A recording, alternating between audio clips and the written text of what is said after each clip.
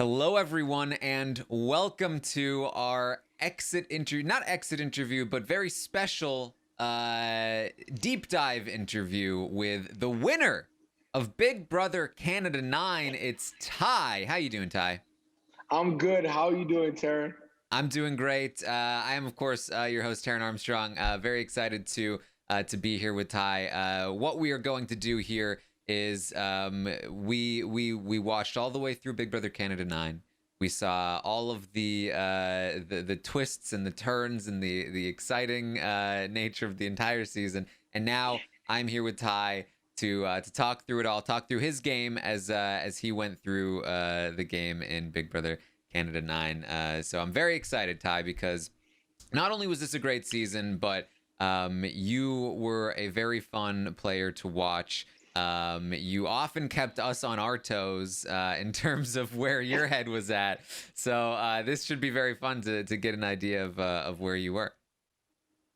I'm excited because I guess I didn't talk to the cameras, and I know that might have been an expectation, but now I guess I can tell you what I was thinking. So I'm excited about that. There you go. Yeah, not enough people talk to the cameras, although sometimes it doesn't work out for them. Can you tell me, like, how much knowledge of the show did you have coming in? Did you study up at all? Did you watch seasons? Like, what was the preparation like? So for me, the preparation, I did watch a few seasons, 6, 7, 1, 2, and partially 3. But I don't think I have this issue with my short-term memory. So when I watch something in the short term, I don't really remember it. So I was having trouble remembering comps and remembering, like exact details about who was who. But I did have a general understanding of what to expect and what I should know. And one thing I did retain was that I need to know my days. If anything, I need to know what happened on what day. And that was like one of the things that I focused on going into the show, knowing my days based on what I watched before. Yeah. Did you have much of like a game plan in terms of how you were prepared to operate socially or strategically? Yes, I would say my game plan was very general. So when I think about my game plan, I said to myself, I'm going to listen more than I speak. I'm going to establish a relationship with everybody. And I'm going to be dynamic. So as the game changes, I have to be open to change. If one of my alliance members get cut, I can't just harp on that and continue to play the game the same way. I have to be willing to change as the game changes. And then my last thing was having an alliance. I wanted to be part of a diverse alliance that would be able to penetrate different areas of the house. So I ended up being in one, but that was one of my goals as well. Yeah, well, heading into the game in the very first week, that is the week that we unfortunately have the least amount of knowledge about because the feeds are not on for that first week of the game. But it seemed like there was a lot going well for you that week. You enter the game immediately. Kiefer and Tina are gonna pick teams. You're divided into these two teams. The teams worked out well for you. You were immune for these first 2 weeks. But you basically the sort of cliff notes of what we know about this week is that you're going to end up in an alliance called the Sunsetters. You also have kind of a little bit of a side alliance going on with Beth, Jed, and Austin. And the Sunsetters are essentially running the house, and I'm not sure when these things exactly come together, but can you tell me, like, you enter the game, what's happening? Where do you go? How are these things forming? So I entered the game, and the way I saw it at that time was I established a really quick, strong connection with Jedson. Like initially, we're like, you know what, we're going to the end together. It doesn't matter what happens, you're my guy. So I already had that established, and then after really connecting with Beth, we had decided that, you know what, me, Jedson, Austin, and Beth would be a good final four to keep together. And once we established that, I'm like, you know what, this is how we're going to play this game. But mind you, we come in not understanding the game in itself. It's just like we're just here excited, making promises to everybody. We don't fully understand where we're going, what direction we're going in. Yeah, for sure. So did the Austin and Beth alliance come before sort of the Sunsetters and Toya? I want to say I wouldn't say it came before, but it was something that we also were establishing, maybe simultaneously. Hmm. I don't think it was necessarily a priority to me, but I know I wanted to be good with Austin because Austin wasn't in the same conversations. And a lot of the conversations I was having initially in the game and a lot of the connections I was building, Austin wasn't included in those connections and those relationships. So I want to ensure that I had a relationship with Austin so that whatever I wasn't doing on my side, she would be a part of. So I think it was just really important to have Austin at that point. Hmm. I do remember some conversations. Kiefer would like to talk about a lot on the feeds about how Beth was the last person brought in to the Sunsetters. I know Jed had a conversation with Beth where he said that he was essentially the one that got her in.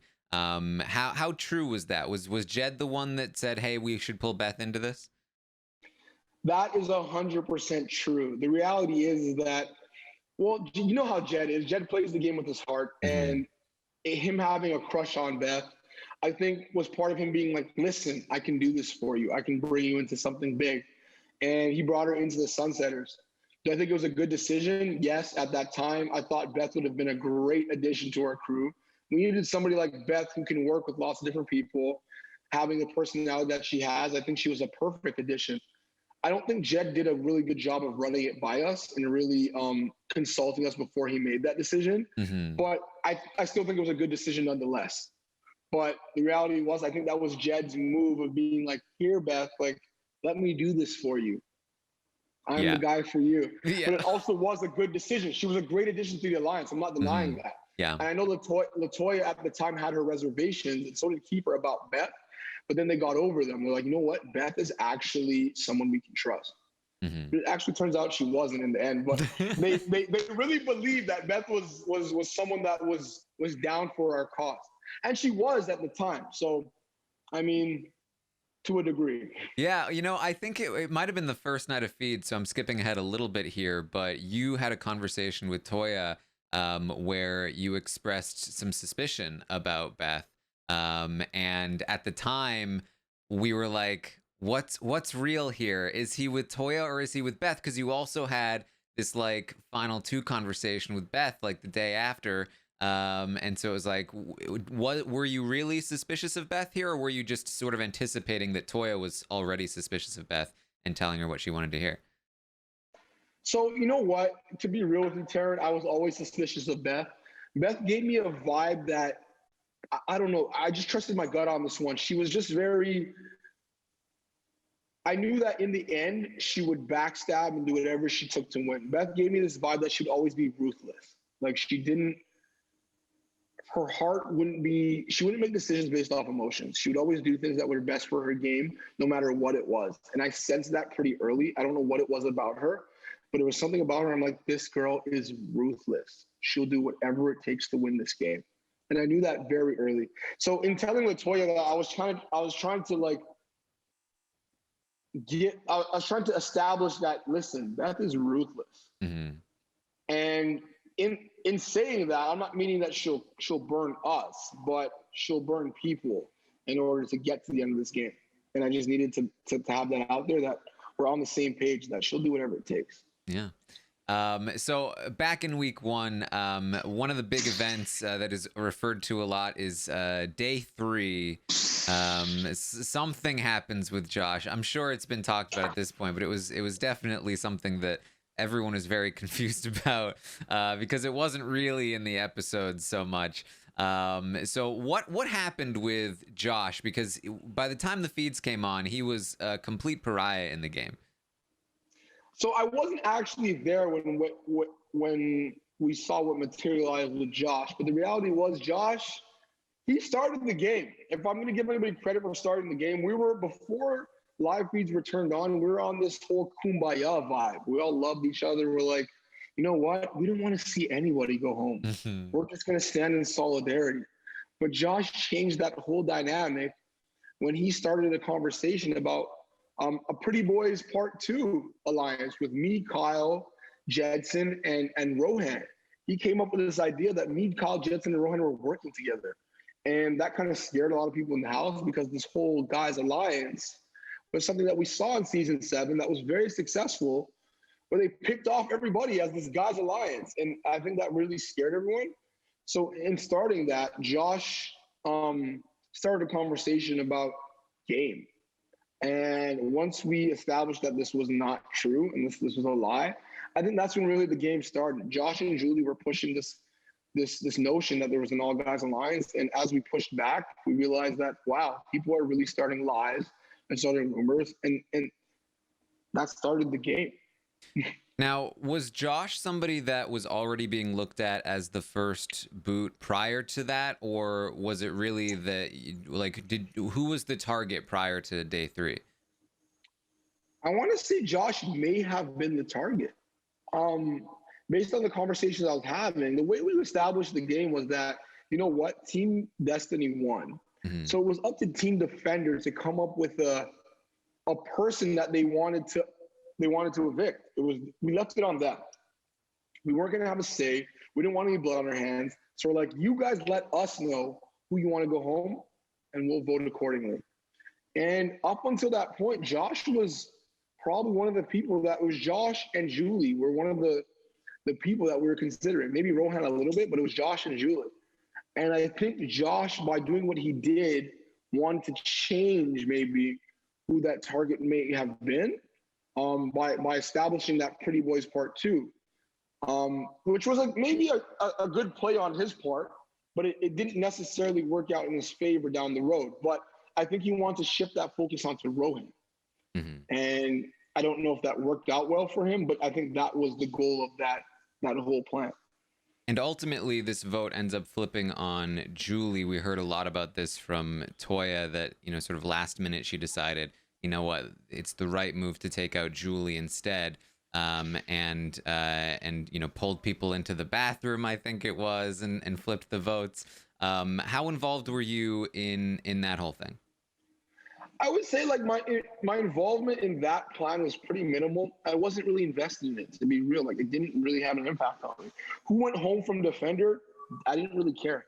Mm-hmm. The reality was Julie and Josh I didn't really establish a strong relationship with either of them. We've had conversations, but I didn't have a strong game relationship with either of them. So I was kind of indifferent who left. I just thought of that decision being a Team Defender kind of decision. The reality was that people really thought Julie would be a bigger threat later on in this game than Josh would. And I would agree with that. Julie had she had this strong personality. She was okay with being in drama. She was a Big Brother player. So to see her go far in this game was a little bit worrisome for a lot of us. I wasn't really invested either way. I thought it was too early for me to invest myself in any decisions.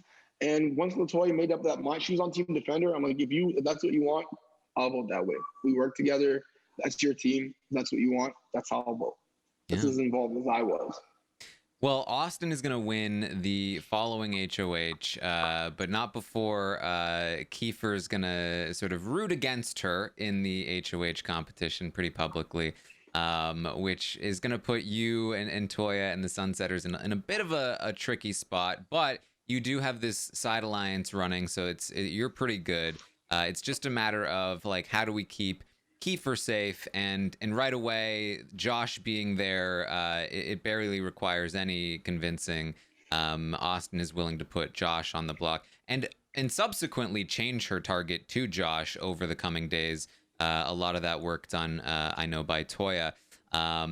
And you really, this is when the feeds come up, and this was a portion of the game where it felt like you were in a very, very crushing position, because you had the Sunsetters, which were a secret majority alliance. You were in a side alliance with the current HOH. She was trying to pull in Brayden, and you guys were kind of like, do we need Brayden in this side alliance? And everyone was kind of coming to you, and you had branches out everywhere, and it was looking like, okay, this is the beginnings of what we often see in Big Brother, which is these big secret majority alliances dominating the game. How comfortable did you feel at this point? I would say I was very uncomfortable at this point because the reality was the Sunsetters were a majority alliance, yes. Um, but two of us were on the block, which was concerning. Having Latoya and Kiefer on the block, you never want two of your people on the block. So that was my first concern that made me uncomfortable. On top of that, like you mentioned, like we had a side thing trying to happen with Austin, where she was trying to bring in Brayden, and it seemed like we're at a point where I was stretched thin in terms of promises I could make. I can't, my interest with Austin and Brayden could never align with the interests of Latoya, Kiefer, Jetson, Beth, Tina, and myself. Like, I didn't see how those interests could ever align in a way that would work for my game. I would come off as inauthentic. And I didn't, hey, how you doing? I didn't want to be inauthentic, right? So I wanted to play this game in a way where I was authentic, honest, and loyal. And it was getting to a point where I can't promise everybody everything. Mm-hmm. So I would say I was uncomfortable at this point because it's like, I can't please Austin and then please the Sunsetters. It wasn't possible at that point.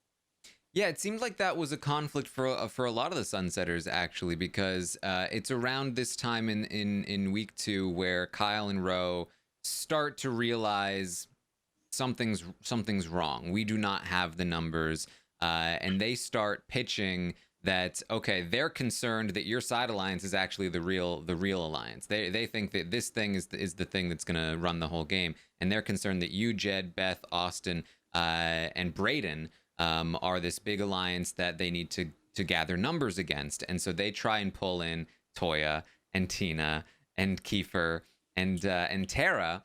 And unfortunately for them, 3 of those 5 end up turning them down straight up, pretty much. Toya immediately tells you guys. Kiefer ends up telling you guys. And Tina's kind of the only one in the group that's kind of like, this is not bad for me if they want to work with me. And of course, Tara is willing to take what she can get at this point. But of course, this is going to get ratted out to you guys because they approached the wrong people. They had the wrong read on the house. And at the time we were looking at Toya's game, we were like, oh, Toya, like, why aren't you accepting this? Like, you can play them. Like, this is sort of like an opportunity, perhaps. But it did seem like it, again, consistently, except for perhaps Tina, every member of the Sunsetters was so loyal to the Sunsetters that you actively turned down other opportunities to work with other people because you didn't want to divert your loyalty or spread yourself too thin. Yeah, and that was the messaging that was consistent with the Sunsetters. It was like, we're loyal to the soil, we protect our people. And in doing that, it's very difficult to protect your people and try to protect other people. Kyle and Rohan's misread of the house does not surprise me because that extended beyond week 2. The reality was nobody knew the Sunsetters existed. That was the whole point of the group. We wanted to be diverse. We wanted to be unsuspecting. And it was perfect in that sense because people saw, me, Latoya, and Jed, or maybe me, Jed, and Beth as maybe separate things. But the whole group in itself together was never something that was suspected. And that was the beauty of it. That was the reality of it. It was that we didn't want anybody to ever know. And I think it took a long time for anybody to ever realize, which was what contributed to a good part of the success of the group in itself. That was a strong alliance because nobody knew about it. Yeah, another person that approached you to work with them was, of course, Vic this week. Yes. And you guys did kind of say like, yeah, we'll do something. And Toya had sort of preliminary conversations with Vic, but never really locked anything down, which of course is going to come back to haunt you in the coming week. Did you ever seriously consider like locking something in with Victoria at this point, or did it again feel like you'd be stretching yourself too thin? Victoria is one of the few people actually that I did want to work with.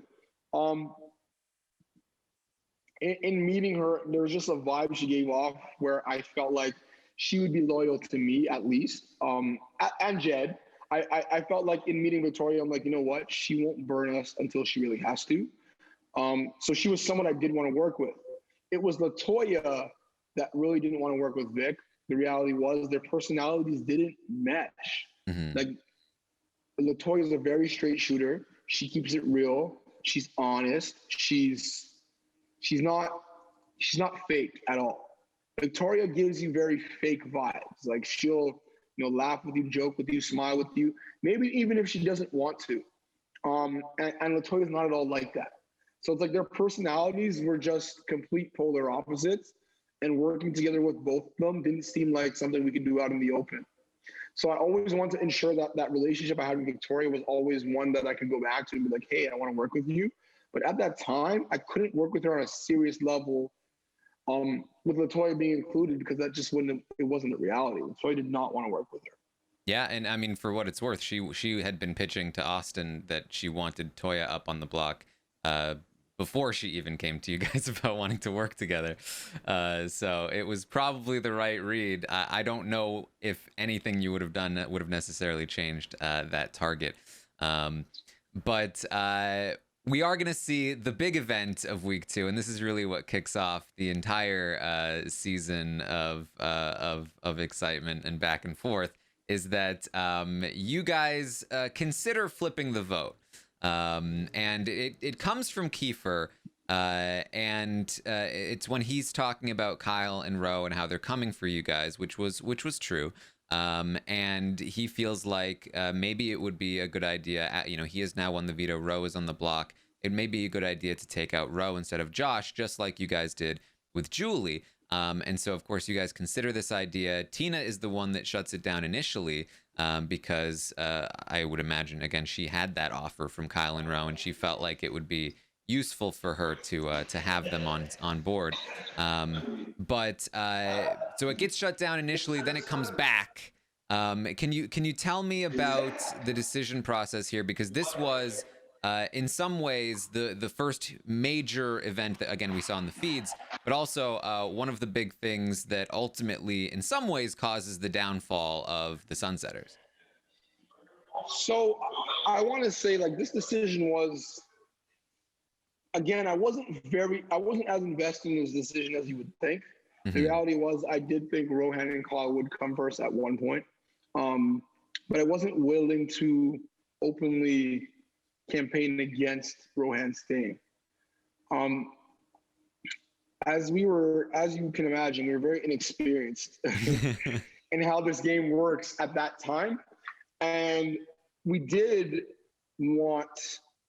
consider, I was very adamant about Rohan going home, but at that time, it seemed like we'd have to mask votes in order for that to happen. So votes like Beth's and Kiefer's would have to be masked somehow as anonymous, because the reality is Kiefer had a relationship with Kyle and Rohan at that point, and Beth had a relationship with Austin and Braden. So their votes could not have come on our side because they would be exposed for being on our side. Mm-hmm. So we didn't know how to operate within those parameters at that time. And I was kind of truthful about that. I remember in having conversations with Taran and Tina, I'm like, well, we need your votes because we can't use Beth and Kiefer's, because Beth and Kiefer have to vote with the other side. And in telling them that, they were like, wait a second. Mm-hmm. So they get to hide their votes and we just expose ourselves. And they weren't down for that at all. So I didn't realize people wouldn't be down for other people to hide their votes, because my lack of experience playing Big Brother was my first time. Mm-hmm. So the decision itself wasn't a tough one. I thought Rohan needed to go at that point, but I didn't understand how to make that happen, how to manipulate people in the right way, how to ensure that that happened, because we thought votes needed to be masked and we shouldn't have told anybody. Everybody should just voted how they were voting. Mm-hmm. Rohan would have went home and nobody would have known who would have flipped. And that's what should have happened. But because we talked too much, we gave too much information out, and people weren't down for the flip. And that's essentially why Josh ended up staying. And then on eviction day, Latoya was adamant about this flip happening because she knew Rohan and Kyle weren't good for our games. But the problem was, when you're trying to pull people into rooms on eviction day, it's just very obvious. Mm-hmm. So it became very obvious that we were trying to do something. And Latoya, Jed, myself, Beth, got caught in that crossfire of trying to make something happen. When in reality, it wasn't that serious to me. If Rohan stayed in the game, I was like, well, he's not great for my game, but I'll figure it out. But I ended up being caught in a situation where I could have been held responsible for that kind of flip.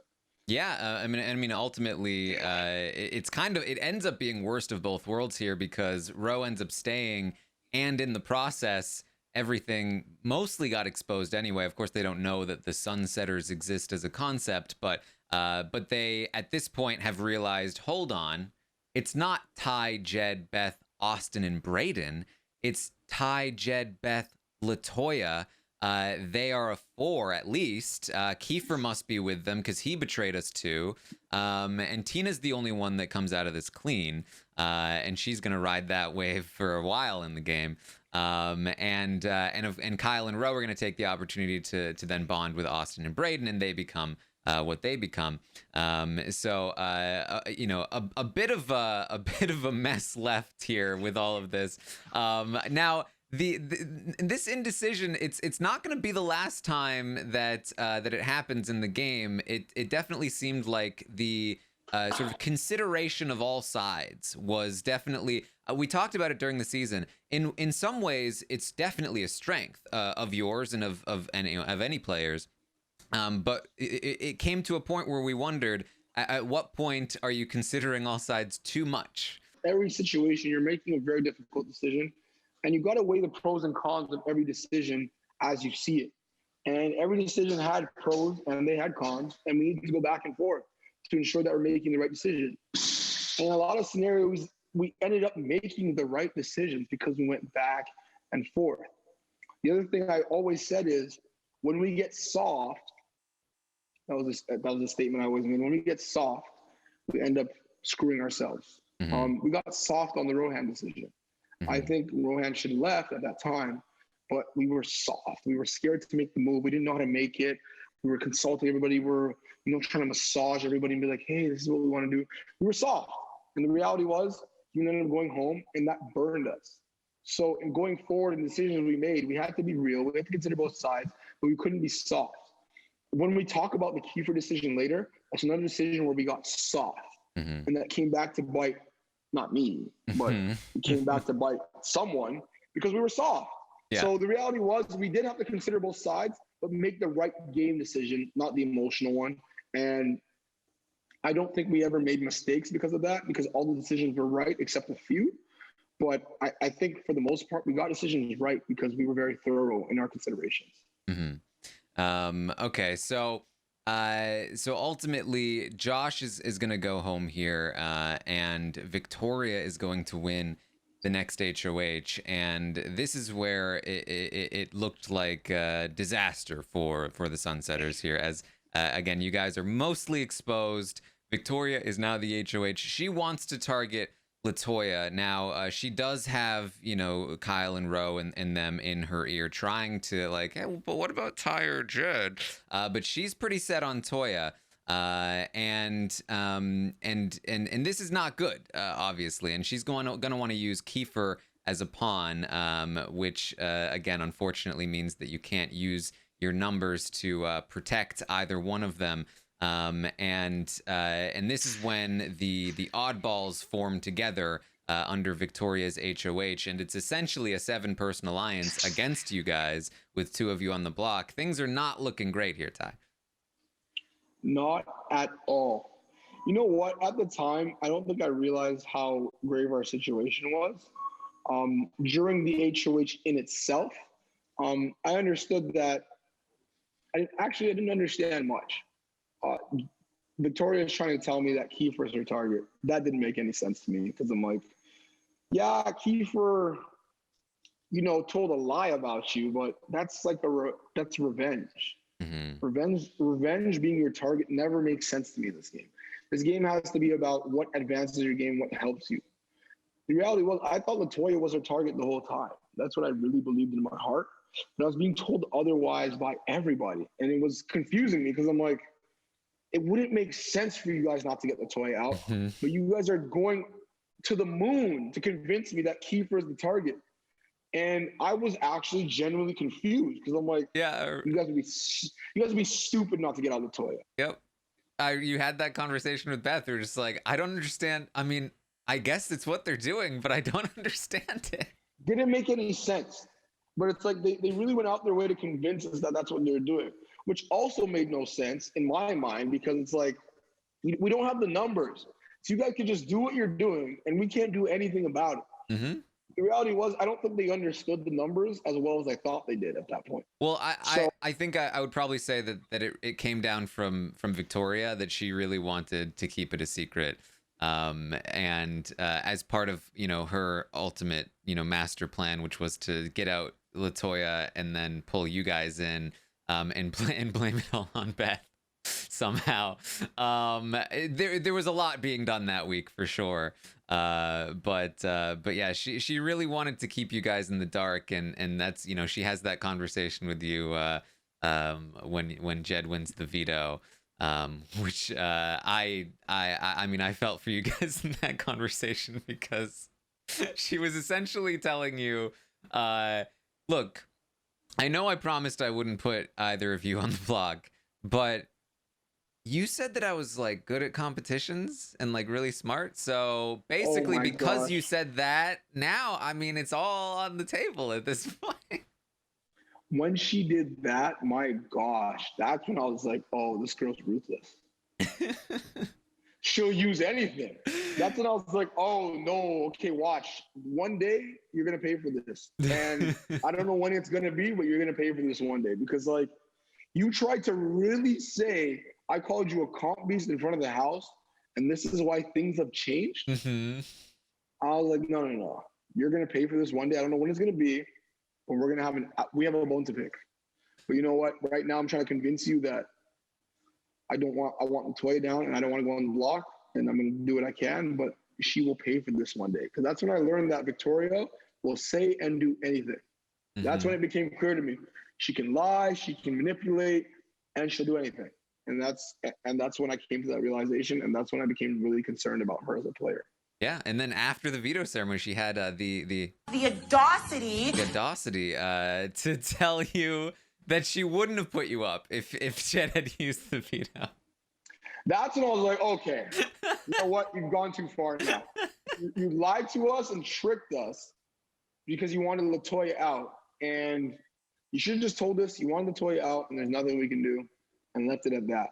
But you jerked us around and played this whole game and did this little dance. And I'm like, don't worry. One day you will pay for this. I don't know when it'll be, but you will. And she did. She did. So it's around this time that, Kiefer is going to, with Tina and Tara, form what they call the Pre-90s Alliance. Which is this middle group, and they are going to be the sort of the best positioned players for a long time in the game, because nobody's coming for them, and they have a lot of power being in the middle in the way that they are.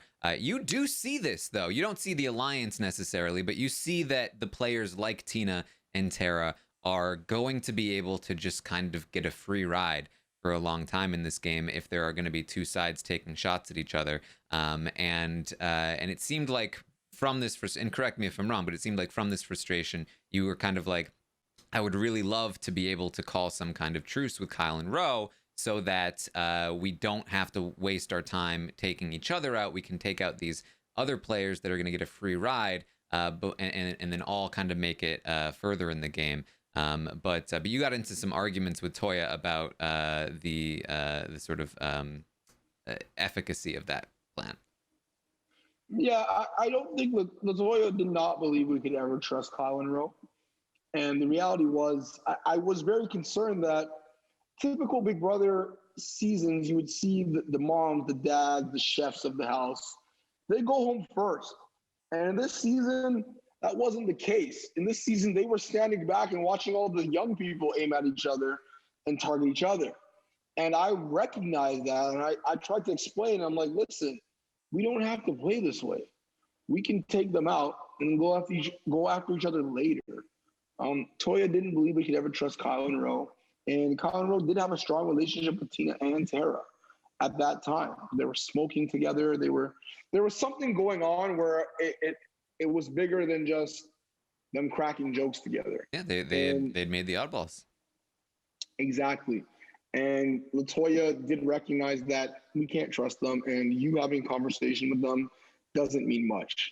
And it really didn't. I just thought it was worth a shot in the dark to try to build something, but I get her reservations. There was no establishing a relationship with them, and the game was where it was. It is what it was. It just wasn't. Kiefer, Tara, and Tina were going to stand back and watch us all target each other. Yeah. And that's just what it was at that time. It really was. So ultimately, you know, again, you sort of you kind of saw that it was the move, but you had been told so often that it wasn't. Ultimately, we do see a blindside, pretty much the only blindside vote of the season. 6-3. Toya goes home. Kiefer stays. And what are you thinking in this moment? Because a lot happens at once, right? Because you know, that day Victoria had gone to you and Jed to sort of lay the groundwork for her blame Beth plan, and then she tries it that night, but it kind of falls flat, and it's like what is going through your mind at this point? A few things. Like, obviously, I was very irritated with Tina. Tina was on the top of my list of people I was irritated with because she was in the Sunsetters, and I asked her how she was voting that day, and she lied to me.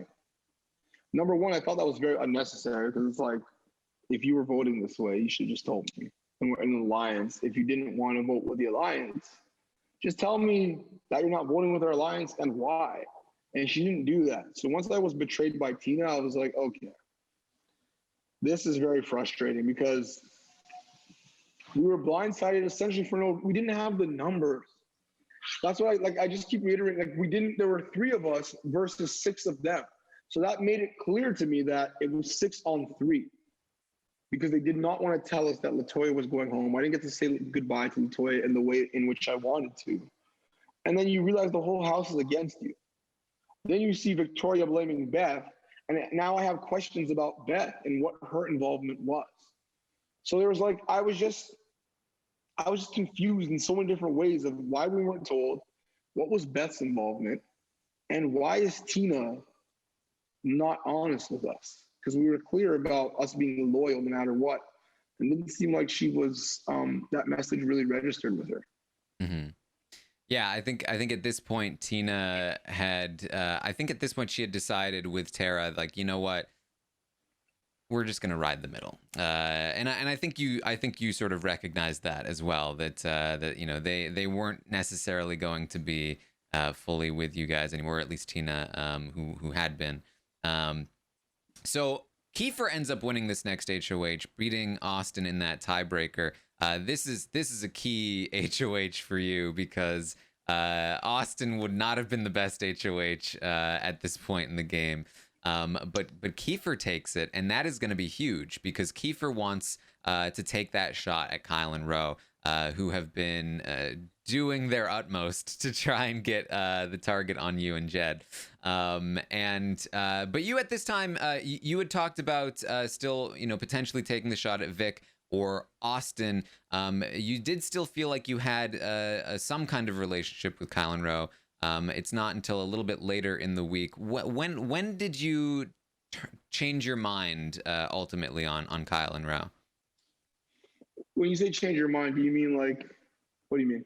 Well, at some point you had, by the end of the week, Tara is going to be trying to flip the vote to keep Kyle against Austin. At the start of the week, you had kind of been pushing Austin to go over Kyle, but by the end of the week, you were like, nah, Kyle's got to go over Austin. Well, the reality is I was a little bit indifferent into who went, in that I knew both of them would put up Jed and I. The other reality was I had conversations with Kyle, as we alluded to before, about, you know, us, you know, having each other's backs and not putting each other up, which seemed to be a little bit more genuine than any conversation I had with Austin. Mm-hmm. So I think I felt more comfortable with Kyle potentially winning an HOH next than I did with Austin. But as time went on, I knew Kyle was the glue that held together a lot of things, in my opinion. Kyle was really close with Tina and Tara. Kyle was really close with Austin and Braden, in my mind. So it's like he held together this Austin, Braden, Tina, Tara, Rohan group.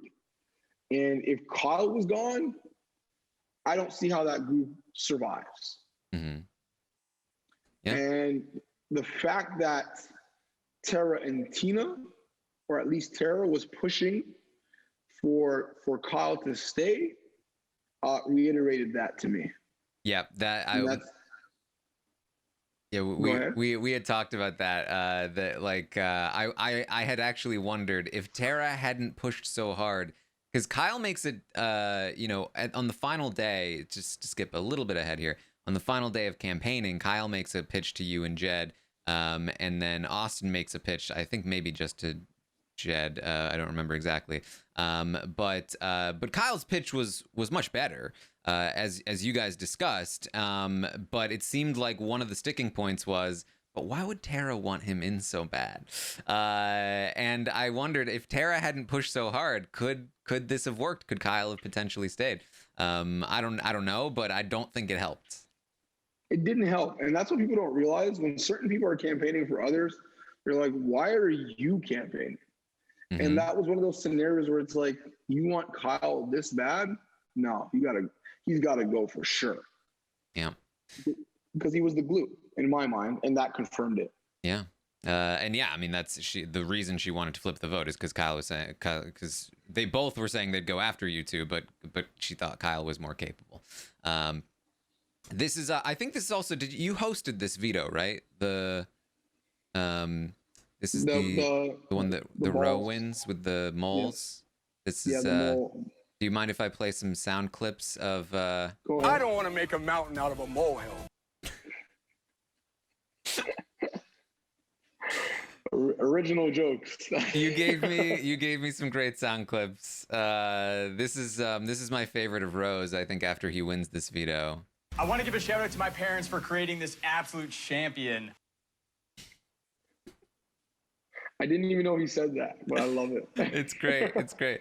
Okay, so Roe wins this veto. Kiefer's going to put Austin on the block. Now, this is the week where the relationship with Victoria is repaired. Kiefer, right from the get-go, is like, I'm not putting Victoria up. I think that we need to keep her safe this week. And Kyle and Roe, Austin and Braden all make the mistake of trying to throw Victoria under the bus to Kiefer, which Kiefer is then able to say, hey, Victoria, guess who just threw you under the bus? And just like that, Victoria has drifted sort of back over to the Sunsetter side of things. And this is when you really start to work on that relationship. Yeah, so I mean, I think we already had planted seeds in Victoria's head when she was HOH about, I think we're really clear on the messaging was, remember who treats you different when you're no longer in power.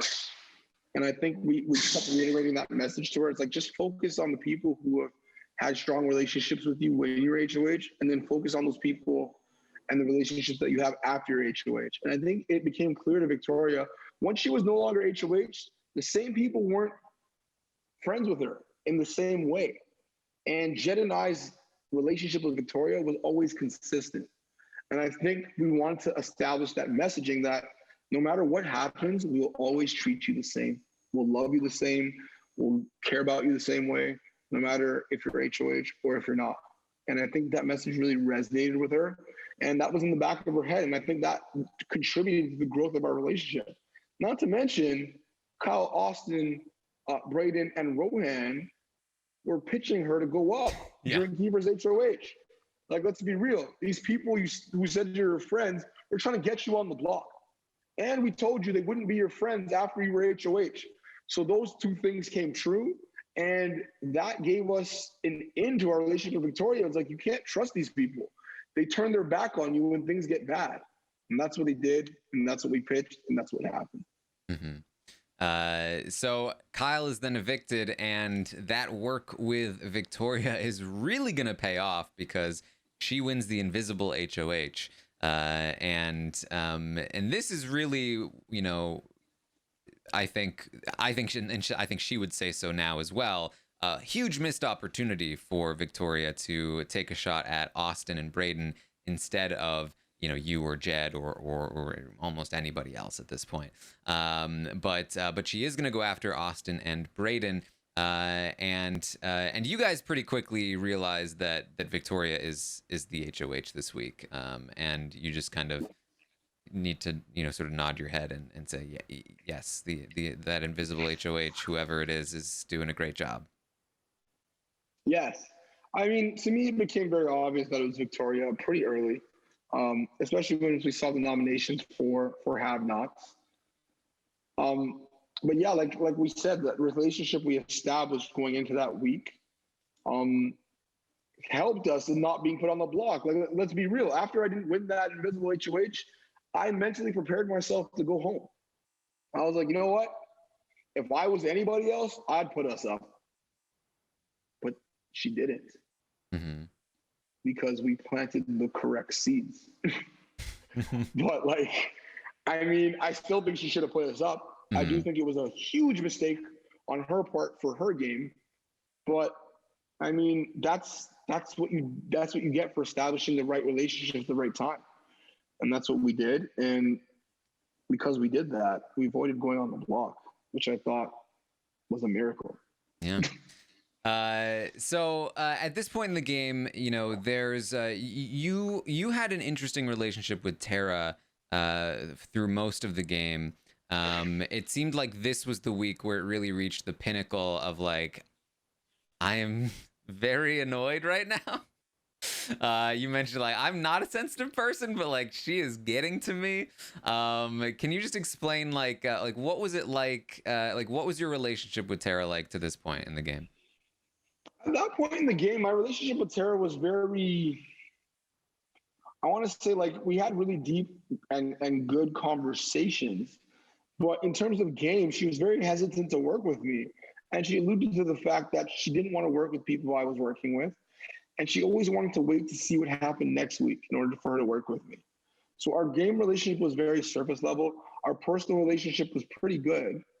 But she wasn't someone that, she was someone I was always wanting to work with, but was very hesitant to work with me. But I knew that we always had potential. Mm-hmm. At this point in the game as well, while it seemed like initially you were the one who was, you know, closer to Beth. I mean, we've got to talk about the triangle at some point here. You know, it seemed like initially it was you and Beth, with Jed as sort of like a third triangle angle, I guess. And then you know, in week 3-4, it kind of shifted and it became Jed and Beth. And you were maybe the third angle in the triangle. And then eventually it just became Jed and Beth. But I mean, if you're comfortable at all, can you tell me about that shift? Like, when did it happen, and do you know why? The shift. So the reality was, I think the way the game started is that Beth did have a crush on me, and I did have a crush on her. I think I was clear about the fact that I did not want to showmance. I didn't think that would be good for my game, and I think I was very clear about that throughout my game, the start, my game. I told myself that I did not want to showmance because showmances don't work out. But Jed and Beth seemed like they were actually interested in having a showmance if it presented itself. And as I became friends with both of them, it became very clear to me that they were actually genuinely interested in each other, and they were a better fit for each other. The situation with Beth and I was more like, it was physical, it was flirting, it was different than Jed and Beth. Like, it seemed deeper to me. Like, it seemed like, oh, they actually like want to have a thing together. In realizing this, I was like, great, this is perfect. You guys want to have a showmance? I'm friends with both of you.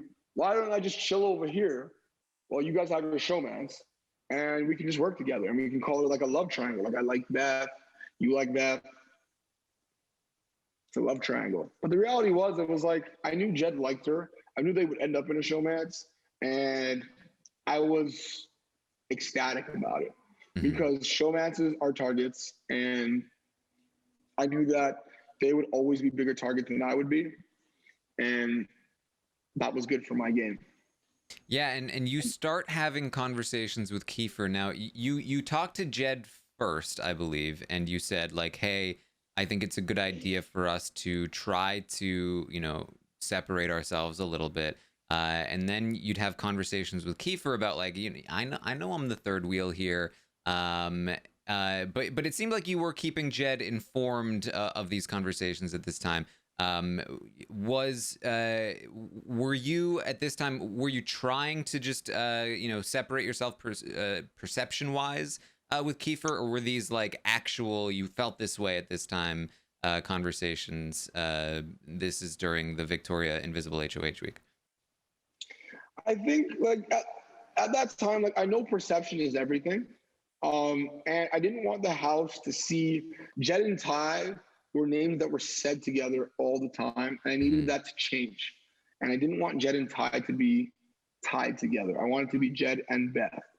And my goal at that point was to still be working with them, but to have the narrative switch from Jed and Ty to Jed and Beth. Because if you're going to put up somebody, you're going to put up Jed and Beth. You're not going to put up Jed and Ty because they're boys, but Jed and Beth, they're the duo. Mm-hmm. And I think that was my goal in trying to distance myself. So I was trying to never be seen with Jed. So Jed would be working out, he's working out by himself.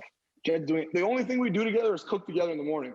But the reality is I didn't want anybody to see us together, so they couldn't establish that we're a relationship. The only thing that you could try to say is we kind of have similar physique and build, and our skin color is similar. Like that's the only thing you could group together, but I didn't want you to be able to say they're a thing. I wanted it to be Jed and Beth, and I think that was my goal. Yeah. Now that Kyle is gone, Ro is also going to start to hang out with you guys more often and try to get in with you guys. It seemed like initially you were somewhat open to this. Obviously Austin and Braden were on the block at this point. Vic was still, after this week would still be a big target. You still had, people like Tina and Tara to deal with. Now, Ro is going to make what I consider to be a big mistake later in this week. But prior to that, do you think there was a chance that Ro could have gotten in with you guys at least a little bit and not been the main target? No, I don't think there's any chance Ro could have worked with us. Not us. I think Ro could have worked with I think Beth was trying to work with him and try to pretend to us like it wasn't real. But the reality is like, there's no way Ro was working with all of us. Ro was going to work with, one of us or two of us, but not all of us. Impossible. Yeah, well, I mean, ultimately what we see him do is, in working with Beth, he tries to sort of flip her against you guys. And tell her that like that she's expendable to you guys and so on and so forth. She runs that back to you guys, and at that point it seems like, okay, any chance we weren't going to target Ro is done. He's got to go. Yeah, Ro was done in my mind for a long time. He needed to go. I didn't sleep well with him being in the house, and once he was gone, I slept better. There's nothing anybody could have said to convince me that he wasn't targeting Jed and myself at that point. You also had a funny conversation, or a couple of funny conversations with Austin and Braden this week, where they were convinced that you were the invisible HOH. So, like, how did you handle that? Honestly, I don't think I handled it the best. I think the thing about me is my demeanor doesn't really change no matter what the situation is. So it's like, I wasn't the invisible HOH, but I was acting completely the same. And I think that concerned people because I didn't come off as being worried about who that invisible HOH was. I was just kind of like, hey, I hope someone's not putting me up. But the reality was I wasn't super concerned. I was just like, well, I could go home at any time and it is what it is. And I'm just going to continue living my life. Yeah. And I think that came off as suspicious to some people. Well, this is something we talked about because it did seem like for a while there in the first half of the game, when people did talk about targeting Jed and Ty, it actually was often Ty more than Jed at first. Now things did change, as you said, when it became Jed and Beth. Jed became the bigger threat. But at first it seemed like you were the bigger target, and we were kind of speculating as to why, because it seemed like even early on we kind of felt like it seems like Ty is sort of maybe a little bit better at the game, but maybe people are recognizing that, like we're not sure what's going on. You do seem like a little bit more reserved, a little bit more like introspective at times, and I think that you're harder to read. And I think that at first that was one of the reasons why you were being targeted over Jed, who's a little bit easier to read. He sort of wears his emotions on his sleeve a little bit more. And I think that we talked about it in this week as Invisible HOH. When you see somebody that you can't really read, you start to get a little suspicious sometimes. They're like, oh, maybe I can't. It's got to be him. But I don't know. Do you feel any way about that? I think that's entirely accurate. Like, I don't think why I think I'm so difficult to read is kind of what I said, is that I don't really change. When the situation changes, I'm still the same. You can't really understand where my head's at because I don't act different towards people when they become HOH. I don't treat them different when they're on the block. I don't treat them different when I'm HOH. Like, no matter what the situation was in the game, no matter how chaotic the house was, I think my behavior and my demeanor was just very consistent. And when you're like that and difficult to read, I think people, they're scared of you at some points in this game. Yeah. But then there's also points where in the game, people are scared of you because they know where your head's at and they know where you stand. And I think when it came to Beth and Jed, as the relationship became deeper and stronger, people knew that they would ride for each other no matter what. And it comes a point in the game where duos are a threat and people want to get rid of duos. And the fact that I wasn't in one made me less of a target than Jed because he was actually in one. So he became easier to read, and in that made him more of a threat. Yeah. And I know that like a lot of people watching, a lot of people that are fans of you really appreciate the sort of like stoicism and like level-headed. I know that I do. It's something that like I personally related to a lot, and it was very fun to watch you as somebody that was very successful in the game also be able to be like a slightly more reserved person. It was definitely a lot of fun to watch. Now, there is one more thing that happens this week, and this is when you and Brayden start to get a little bit closer.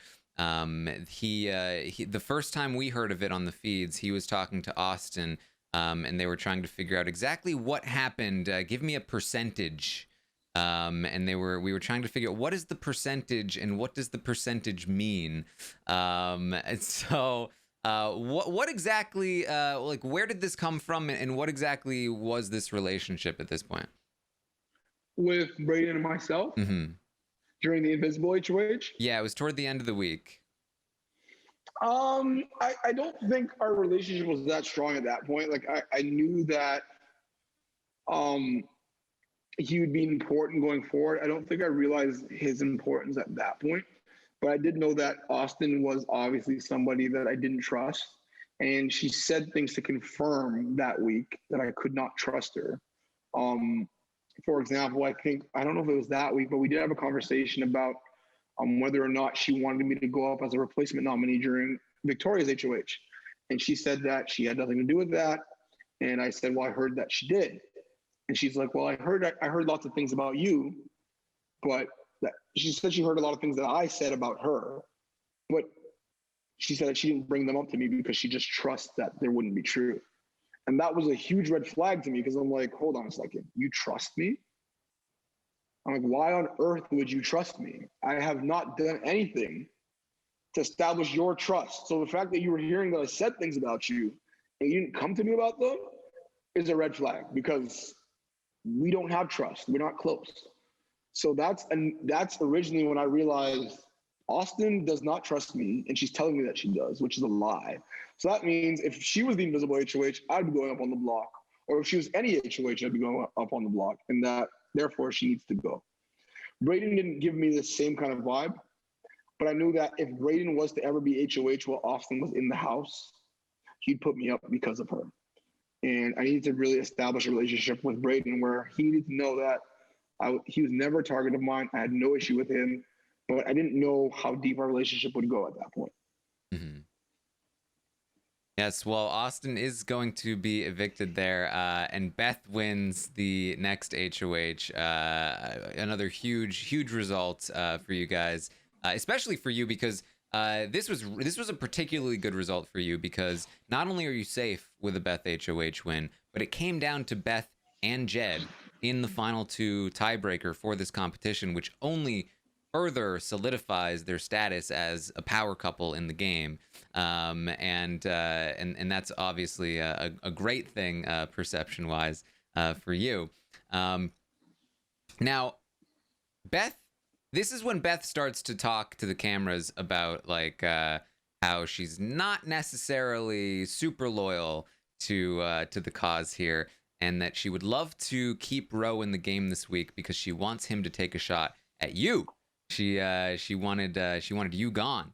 That's what she told the cameras. Now she's gonna, she's gonna, yeah. She's and now she's Beth, so she's gonna change her mind on this a few times. But she does want to keep Ro if she can.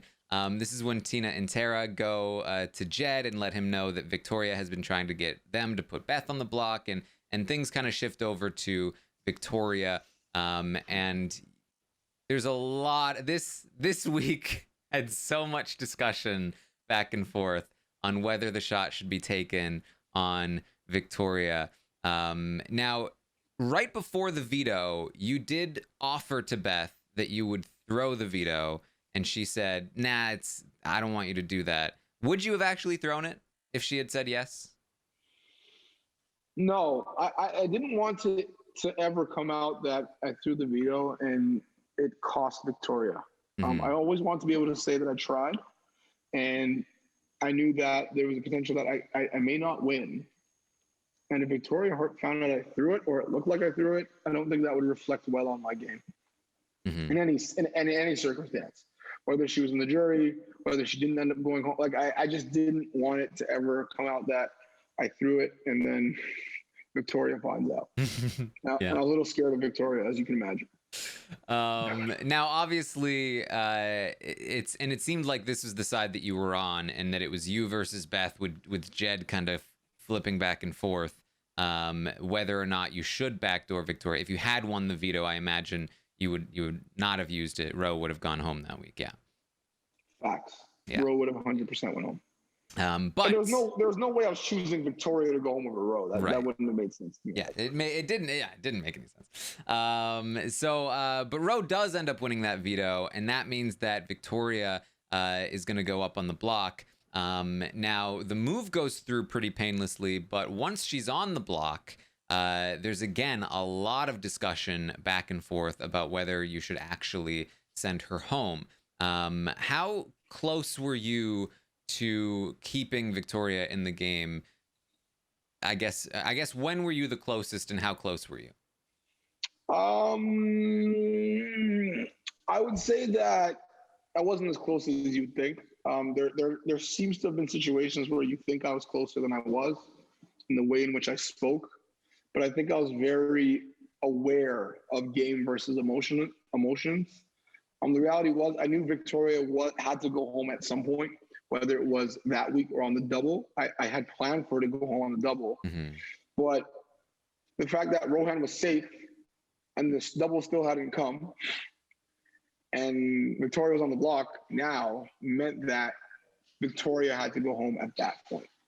I know we were debating back and forth whether or not she should stay or go home, but the reality was I knew game-wise that was the right choice to make. Mm-hmm.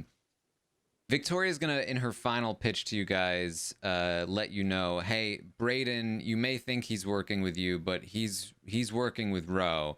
Was this news to you at the time? Because you guys reacted like, wait, what are we doing with Braden? And what was your sort of response to it? What was the game plan with Braden from that point? I did have my concerns about Braden working with Ro because I think at that point we learned about the oddballs. And it seemed very hard for me to believe that an alliance just ends after a week. I'm like, that doesn't make any sense to me. Like, the oddballs just died after 36 hours. I don't believe that 72 hours alliance doesn't sit well. But Braden and Roe did not appear to be working together. That's, I think, what struggled with me. I struggled with that. I'm like, I really haven't seen them together. But also, I understood that Roe was not a man of many words when he was working with people. Yeah. Like, he was very quick. Like, he was in and out. Even my conversations with him were very quick. So I was like, I really didn't know. I actually was like, I don't know if he's working with him, but it just doesn't make sense to me that they would all just stop working together. I don't believe people just stop working together. I wasn't sold. But I did know that had Rohan not been around, Braden would be completely naked and alone in the game. This I did know. Yes, and as you pointed out here, after Vic is evicted, it's not really gonna matter because Kiefer wins that double eviction HOH, puts up Roe and Braden. You win your first competition here, the sword maze, and you said something along the lines of what did you say? Your celebration? I might have said urban planner for what? All these muscles for what? Where did that come from? What's the meaning behind that celebration? You know what? Because I failed to be able to build that puzzle in BBCAN condos. I think the general consensus was that because I'm an urban planner, I should be able to build a condo. And I'm like, or a 3D puzzle. I'm like, they're unrelated. Like, there's no relationship between being an urban planner and building a 3D puzzle. Like, I just don't think there's a relationship. So I think that was just like, doesn't matter what I do. Yeah. I won the maze, whatever. I'm able to do it. It was definitely funny to hear after a sword maze competition. I know. It didn't make sense at the time. That's my explanation. Like, you know what? Urban planners know directions in cities, and the maze is about analyzing a route, I guess. Yeah, I mean that's. I mean, when you're planning, you use a sword to sort of map out where you're going, right? That's the custom. So Roe gets evicted here, unanimously, and Roe. So I talked to Roe in my exit interview. I talked to both Roe and Victoria. They both listed to me their jury preferences. Roe told me that he was more likely to vote for Braden than you. Not specifically you, but he put Braden second after Kiefer. Victoria said essentially same list, except she flipped Beth and Jed. She would vote for Jed ahead of Beth, and Roe had said Beth ahead of, or Jed ahead of, or either way. So at the time, that's what they were thinking, or at least it's what Roe was thinking, and Victoria like echoed those sentiments, which is, just information that doesn't end up mattering because they vote for you anyway. But it's interesting because, when we talk about the jury vote, like, when did this potentially change and why, I think is an interesting conversation. So week 7, Jed wins the HOH. And it's not really week 7, it's just how I counted the weeks. But Jed wins the next HOH. And Tara admits to you guys that she would have put you up if she had won, which I imagine was like, well, okay, so should we take you out then? Hold on, Tara said she'd put me up if she won? Yeah, she had a conversation with you. She was like, oh yeah, I would have put you and Jed up, of course. Oh yeah, something Tara would obviously say. Yeah. That sounds very Tara-like. And Kiefer is also going to admit to you guys that he knew that Victoria was the invisible HOH all along and never told you.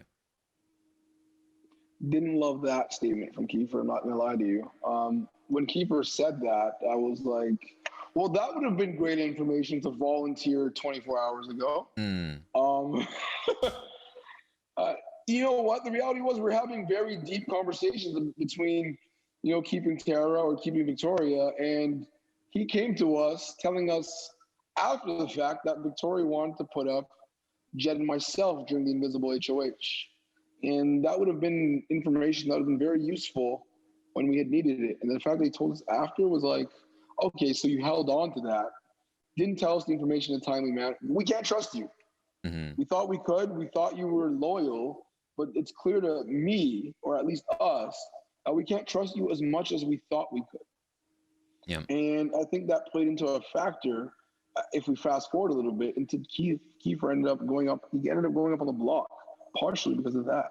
Yeah, well, so initially it's Tina and Tara, and it seems like Tara is the target. I mean, she's telling you that she would have put you up, but then things quickly kind of changed to no, Braden's going to be the backdoor target. There was a lot of talk about, like, especially now that you sort of were told that Braden had been working with Roe. There's he kind of hangs out with you guys a lot, and he's probably the next biggest threat. So the target kind of shifts to Braden. Now, at this point, it seemed like you were on board with this. You didn't have a strong enough relationship with Braden to feel any kind of way about that yet? So yes and no. Like, obviously, my relationship with Braden wasn't super strong at that point, but I couldn't really actively have a hand in him going up on the block as a replacement nominee. It was between Tara and Tina. Obviously, Tara was the target because we know Tara's putting us up if she wins HOH. We know this. But if Tara was to come down, which she ended up coming down, my assumption would have been it would have been Braden, but I wasn't going to vocally advocate for Braden going up because from what I remember from that week, we were trying to establish the order in which we wanted to get everybody out. That's how cocky we were. Yep. It's ridiculous, actually. But we were like, okay, so who do we need out this week? Okay, Tara, then what? Then is it Braden or is it Tina? Okay, let's get out Braden next, and then let's get out Tina. Like, that's how we were talking that week. Mm-hmm. And then when Tara pulled herself off the block, we're like, oh, shoot. Well, things aren't going according as the plan. So then who are we putting up next? And Beth and I had a conversation about how Kiefer worried us in terms of knowing his days. And I don't know if that sparked Jed's interest in putting up Kiefer. I don't know if I'm jumping ahead here, but yeah. No, yeah. I mean, it was tough because from our perspective, the feeds went down for the veto, and the plan in place was Braden backdoor. And Braden was like the only person not picked for the veto. So it was like, Braden's done. Like, there's almost no chance that Braden stays if he's the plan for the backdoor. Feeds come back. Tara has won the veto, and it's you three discussing Kiefer's going. And it was like, whoa, that changed fast. So I think we definitely missed something. And we saw a little bit of it in the episode, and you gave me perhaps my favorite sound clip of the entire season. When Jed says to you that you could put up Kiefer, or he could put up Kiefer, and you say, "Oh, we could, couldn't we?" I said, "Oh, we could, couldn't we?" Yep. I said that. I don't even know I said that. That's crazy. Oh man. Yeah. I just the way you said it. It's beautiful. I loved it. I played this sound clip so many times. Oh, we could, couldn't we? Oh my gosh. I sounded like I was excited about it. That's crazy. I mean, Ty, could we talk about your game? Oh, we could, couldn't we? There we go. Yeah. I love it. Oh my gosh. Oh man, it was. I like it. But yeah. So tell me about that, because later you tell Kiefer that you were not pleased with the idea, but obviously you're going to tell Kiefer that. So what exactly was the response from you? So let's unpack that for a second. The reality was, in this game, I had learned that being resistant doesn't get you anywhere. From Latoya's week, when you're trying to push something to happen, or people want to do what they're doing and they want to do it. That's the reality. Jed wanted to put up Kiefer. I was shocked because I was like, now? At the same time, I was like, hey, that's what you want to do? I'm down. Because there weren't any other options for me. It's either Kiefer or Braden. I don't think either of them would have went home, but I wasn't going to be an advocate for putting Braden on the block because it would come out that I was an advocate for Braden. So I was just like, if that's what Jed wants to do, I'm his number one supporter because it's his HOH. I was very big on the HOH having full reign on their own HOH, and I would support whatever they did. And that's what Jed wanted to do. I was going to support it. There you go. So this is also the week. Speaking about your relationship with Braden, there's definitely a lot of discussion about like how involved was the relationship with Braden, and like how much of it was game, how much of it was personal. Is that something that you want to comment on? On my relationship with Braden, in terms of how much it was game and how much it was personal. Yeah, because you have a conversation with Beth, and I'm sure you've heard about it at this point, but yeah, like how much of it was sort of intentional, like I'm going to sort of like get in and play this guy, and how much of it was like just genuine, like I don't know, I could take a cuddle here and there. Oh, I mean, I love the cuddle. The relationship with Braden was obviously like game was my priority there. Like I wasn't there to have personal relationships, for being real. And I understood that Braden did have a crush on me, and I knew that using that would accelerate the growth of our relationship. But the reality was I actually liked Braden as a person. Like I was like, he's funny, he's fun to be around. He shares a lot of the similar viewpoints that I have of the world. Like we have great conversations. Like I actually did have a lot of love for Braden. The reality was like my priority was game. It always was. And I established that relationship to further my game. But did I care about him? Yes. Did I have a strong personal relationship with him? Yes. Did I have a great connection with Braden? Yeah. Like he's probably one of the best friends I had in the house and coming out of the house. That's the reality. But yeah, it was really a great game move, in my opinion, to have a strong relationship with him, because I don't think I get where I got without him, nor do I think he gets where he got either. Yeah. Well, you guys let Kiefer know that he's going to be going up and essentially going home. And this is a huge emotional moment, both on the feeds and in the episode. You all end up just bawling. You cried to Tina as well. I mean, the emotional toll that the game took on you and on everyone. Like, is that something that you anticipated before playing? No, I didn't. The reality is, I think in my personal life that I'm pretty like ruthless. So me crying about people I met 30 days ago, I'd be like, let's be real. Like I don't care. I'm there to win money.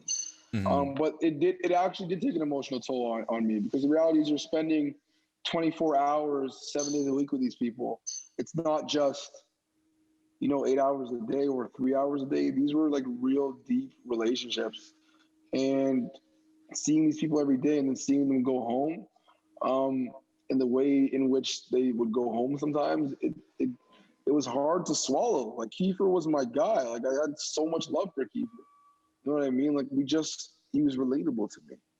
So to see us cut him before we even needed to, really kind of broke my heart. But it was a decision that Jed wanted to make, and I was like, I stand by you, bro. But it was hard. Yeah. Now, at this point in the game, Beth tells the cameras she has changed her mind. She does want to go to the final three with both you and Jed. That's the plan at this point. Just status update. So Kiefer is then going to pitch to Jed that it's best for Jed's game to keep him in the game. He says to Jed, if you think about it, the real big move is to put me up and then keep me. And Jed was like, sure.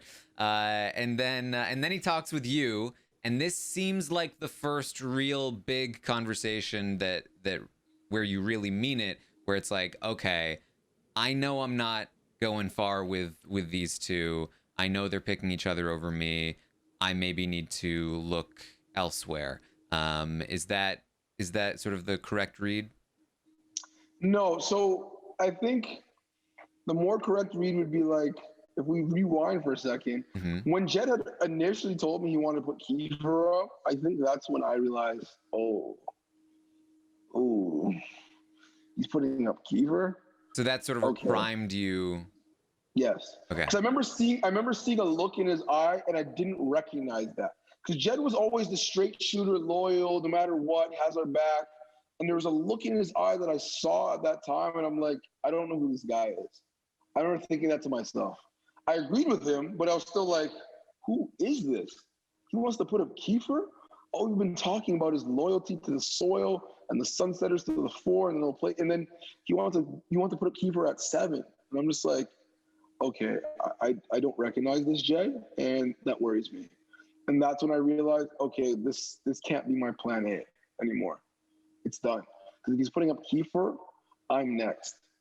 And there was nothing they could tell me that would make me think any different.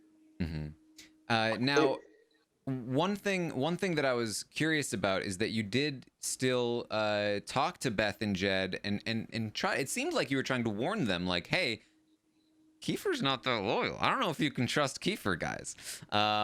So was that like, where did that come? Was that sort of like potential damage control in case Kiefer ratted you out? Like, where were you on that? I think part of me was just being real. And then I think part of me was just putting feelers out there to see what they thought.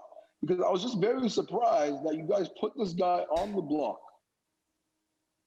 Yeah. Or we put this guy on the block, and we think he's going to be 100% loyal to us going forward in this game. I just found it hard to believe, and I just want to see where they stood on that one. And they seemed convinced that no matter what, even though we did Kiefer this dirty, he would still have our backs. And I'm like, that makes no sense. And I think in my head, I'm just like, I don't get you guys. You guys think you can just do whatever you want to people and they'll be loyal to you no matter what. I think that was just surprising to me. I just felt like we should have more, our back should be more up about this guy. Yeah, so Kiefer ends up staying. This was the announcer had some great moments. This was definitely one of them. This is what the announcer says in the episode after Kiefer stays. The Mullet Man stepped out of the grave. The Mullet Man. Yeah. Accurate. And he also had a. Just call me the Grim Kiefer, because I am ripping these duos apart. That's when he took out Kyle. All right, so Tina's evicted here. Tina tells me that she gives me a list of the people she's most likely to vote for to who she's least likely to vote for. She has Kiefer first. Everybody has Kiefer first. Every single person that was evicted. She has you and Brayden actually last, but she has you just above Brayden on the list. So you have your first official vote over Brayden, according to the exit interviews, which didn't turn out to be true. So we head into the next week. Tara wins this HOH, and this is really like the first time that it's like, okay, somebody outside of your sphere of influence has won power now. And it's definitely a precarious situation because her initial plan is you and Jed on the block. But luckily Beth has other plans. Now this was the most confusing move for me because from Beth's perspective, like this was great. You and Jed on the block, that's fine for her. She keeps saying that she kind of wants this, but maybe doesn't. But she comes up with this plan to try and save the both of you, even though she kind of was talking about maybe wanting one of you gone. And the plan is to try and convince Tara to put up, Kiefer or Brayden. Tara says no to Kiefer, so okay, maybe Ty and Brayden. As long as we get Brayden on the block, we can take Brayden out. She pitches it to you, and you are like, Why don't you go on the block, Beth? I mean, obviously not pleased. So listen, Beth that week seemed too comfortable with me being on the block. Mm-hmm. And I just wasn't feeling it. I'm just like, I don't like your demeanor when you talk about me going up. Seems to be like, oh, Ty, don't worry, you're going up, it'll be fine. And I was like, no, you go up, it'll be fine. Like, I don't want to go on the block. People go on the block and they go home. Mm-hmm. Didn't want to be there. I had no plans to be there all season, and it wasn't going to start then. The reality was she told Braden that, you know, I would go home if I was on the block next to him. And she told me that Braden would go home if I was on the block. And I didn't want either of us to go home. So I was just like, first of all, like that doesn't make any sense to me. And then second, she wanted me to pitch to Tara that me, her, and Jed were no longer seeing eye to eye and that we weren't a thing to try to ensure that only one of us go up. I just don't think she anticipated that she would be one of those people. And it turns out that she became one of those people. In the conversation with Tara, Kiefer and Braden did a really good job in ensuring that I don't go up. Mm-hmm. And I also had a hand in that. Yeah, So I mean, it was like, go ahead. Most of the house didn't want me on the block. That's the reality. And it didn't play out that way. And Beth was very unhappy with me because of that. Yeah, I mean, Tara had no intention of putting Beth on the block that week. She didn't. She thought she was working closely with Beth. So when Beth tries to pull a fast one on her for no reason, Kiefer rats her out, exposes all kinds of info on Beth, all kinds of things that she's been saying, which ring true to Tara because she has been saying those things to Tara. And Tara's so annoyed. She's like, well, I guess Beth is more likely to use the veto on Jed than Ty is at this point. Beth is the real danger. I got to put Beth on the block next to Jed instead of Ty. And of course, that ends up changing a lot. I mean, I really feel like if Beth does not try to go through with that plan, the whole end game changes because she was never supposed to touch the block that week. But she does, and it's you do end up avoiding the block here. I think another, I would imagine, key thing here for you, you know, whether or not you would have been safe, the fact that you did not touch the block this week had to have weighed on the jury at least to some degree, right? Because you never end up touching the block, and we'll talk more about the jury in just a bit, but. I guess, yeah, we'll postpone that until we talk about the jury. But either way, big for you that you don't touch the block here. You spend a lot of time trying to make sure that Tara believes that you won't use the veto. You're also telling Jed that you will use the veto at this point. This is when things start to get a little backstabby. Yeah, they got a little sticky here. The reality is I think I may have undersold that to the jury about how impressive it was that I didn't end up on the block this week as an initial nominee or a replacement nominee. I think that's even more impressive. Mm-hmm. She put up somebody from the oddballs rather than me as a replacement. I think that's even more impressive. Yeah, believe me, I was astounded. Yeah, because in reality, I would have put myself up next to Jed, and she was like, you know what, one of them will go home no matter what.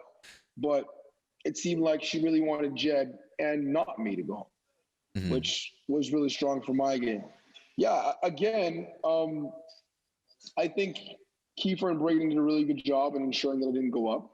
I think Beth, doing too much, as she always does, did too much and said too much. And her stories just stopped adding up. She was saying too many things to too many people. And people, when the game changes, you have to change. And you can't be telling everybody different things or the same things, because it got to the point where we're all just talking to each other. And Tara got wind of Beth saying certain things, and Beth was saying verbatim things that she was saying to Kiefer or to Braden, and they're getting back to Tara. So Tara was like, well, can't trust Beth. And the reality was, I think I did a good job in convincing Tara that Beth is more likely to use a veto on Jed than I would be. Mm-hmm. Because I had already planted the seed that if I'm to go far in this game, it's not going to be with Beth and Jed. They are in love. It was clear that they were in love. Like, I didn't even really need to sell that. I'm like, they're talking about vacationing together, who's moving where. Like, they were clearly in love. So it's like, I'm like, Tara, you really think I'm going to use a veto on these people? Like, we want to split up a duo. And it's like, I'm not in a duo. I need you to know that. The closest duo I have is Braden. And you're not putting up Braden and me. So put up One of them. Don't put me up. Mm-hmm. You know what I mean? Like, just don't put me up. End of story. I think that was my thing. Yes. Well, things get complicated when Jed wins the veto, and Kiefer ends up coming up with the idea. What if we convince Jed to use it on Beth? And initially it seems like, well, why would that ever work? But you know, this is Jed, and he came into the game wanting to make a move like that. He says, so it ends up working. Now you get on board with this idea. Now before Jed had won this veto, between Jed and Beth, it seemed like you had, I think you were leaning toward evicting Beth, right, over Jed, or am I remembering wrong? No, you're actually right. I mean, emotionally, I was like, they got to be split up, and Jed's my guy. So if we're gonna get rid of one of them, let's just get rid of Beth. And had I won the veto, I think we would have had a further conversation. One thing to learn about me is, like, I really like having decisions in my hand so I can go back and forth and really talk them through. Mm-hmm. And this is what that was my strategy. I want to have the decision in my hand as long as possible. And having that veto would have given me a decision to make and a conversation to have.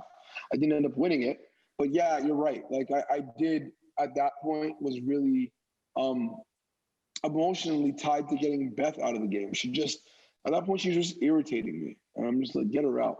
But would Jed have been better for my game to get out? Probably. So I don't know what I would have done, but I know I was vocal about, I just want Beth gone. Like, she's irritating me right now. So see, I mean, at the time, I actually felt like that was probably the right call, just because Jed would remain a bigger target in the game to sort of mask you. Obviously, you know, either way, it ends up working. And there's always the pros and cons list at that point in the game. It's like, yes, you can leave in a bigger target, but that makes it less likely that you're going to win competitions because they're more likely to win competitions. So there's definitely arguments on both sides, I think. But the plan has to come into play here for Jed to use the veto on Beth. And this is definitely one of the most, I think a lot of people agreed, one of the more brutal backstabs in the history of the show, in a good way. But you are there, you and Beth and Kiefer, and Beth, of course, doesn't know it at the time, but you and Kiefer are there, like, pumping Jed up, like, yeah, man, use the veto on it. This is going to be epic. This is going to be great. All the while kind of knowing, you poor man. Like, this is not going to turn out well. Not at all. Yeah. You know what? Like, that was one of the hardest things I've ever had to do, maybe in my life. But the reality was, again, as much as I made it seem like I may have been sold or not sold on the decision, I knew the right game move would have been to take out Jed, but I wanted to be in a position to make a decision. And the reality was, we pulled down Jed. Getting Jed to use the veto on Beth gave us a chance to really look at the situation objectively for 3 days and be like, okay, is Jed best for my game or is he not? And in taking the time to decide that, it really came out that he really wasn't. But it was really hard to do, but I knew that I just wanted to be in a position to make a decision, and getting him to use that veto gave me the ultimate decision. As much as we want to say Tara was the HOH, she was, but I think the decision came down to me. If I wanted Jed to stay, he would have stayed. I wanted Jed to leave, he would have left. And he needed to go, in my opinion. So you would say your mind wasn't completely made up at the time that the veto was used and that Braden went up? When you say completely made up, I would say my mind was leaning toward him going, because I wanted to get him to use the veto so he's on the block so we can vote him out. But I was open to keeping him. I was open to it. But I don't know what it would have taken for me to flip, but I was still like, I'm not 100% certain, but this is probably what I'm going to do. Well, that was definitely one of the bigger questions I think that at least I had. I think maybe some others did as well. But like sort of you essentially make the decision to not really let Jed know what the decision is until close to eviction time essentially. And there's not a whole lot of sort of like just I would say blunt explanation. It's a lot of sort of like the way that you end up telling him it was a little bit roundabout in terms of you don't really admit to this being the plan all along, and that or that it was an option all along. And it sounds like perhaps one of the reasons why this is because you actually were open to changing your mind and didn't want to close that door. And that's exactly it. Like, I didn't want to make it seem like we've been stringing him along the whole time, or I've been stringing him along the whole time. The reality is I want to make it seem as if I was really pondering and it was a tough decision. The reality was I was leaning one way the whole time, as I said to you. I didn't want Jed to know that. I wanted Jed to think that I was really struggling with this. And then in the end, I realized, shit, he has to go home. Did I know Beth was in the background telling him the truth the whole time? Yeah. No, but that irritated me because I was like, why? You're the one that came to me. Even though this was the plan, like, I also think this plan was a test for Beth to see when she would come out and want to turn on Jed. And it turns out she wanted to turn on him within 3 hours of him pulling her off the block. Mm-hmm. I think that's what we want to get a gauge for. How ruthless is Beth? And we learned that she's as ruthless as we thought. Yeah, maybe even more. My read on Beth was that, and I think this is the reason she made the pitch to Tara in the beginning of the week as well, is that if something were to happen, she wanted it to be her move. So like, even though Tara putting you and Jed on the block would have been great for her game, she wanted it to be her HOH. She said so to the camera, like, this is going to be my HOH. And I think when it was like, oh, well, Jed might be leaving, when that becomes an option, she was like, well, but that's my move. I'm doing it. And so that was my read, at least, in terms of like where that came from, because it was definitely odd the way that she kept going back and forth between, we need to take Jed out. Jed, I think they're going to try and take you. I think you need to campaign. It definitely was an interesting bit there. But ultimately, Jed goes home here, and on his way out the door, ultimately we see what happens there. He ends up facing off against Tara. But when he talks to me, he tells me that you are over Braden on his list. You and Tara were tied. He said. Mm-hmm. So you win the fake double eviction, HOH. You put up Tara and Beth. Braden wins the veto. He doesn't use it. Kiefer and Braden said they did not want Tara to go, but you did, and so they ultimately sent Tara out this week. Now I remember you had a conversation with Kiefer the week before, or not in the week before, where Kiefer mentioned that he actually thought that Tara was a bigger threat than Beth in competitions. And you were like, oh, I hadn't thought of that, but I think you're right. Was that the moment that you decided Tara is the one you would want to go over Beth, or was there something else? That may have been the moment. The reality is like Tara had proved to me that she has this ability when her back's against the wall to win. And that kind of scared me, if I'm being real. And I was kind of right about that sentiment, because when I evicted her on the fake double, she proved me right again. Mm-hmm. So as a competitor, Tara scared me more than Beth did. That was just the reality.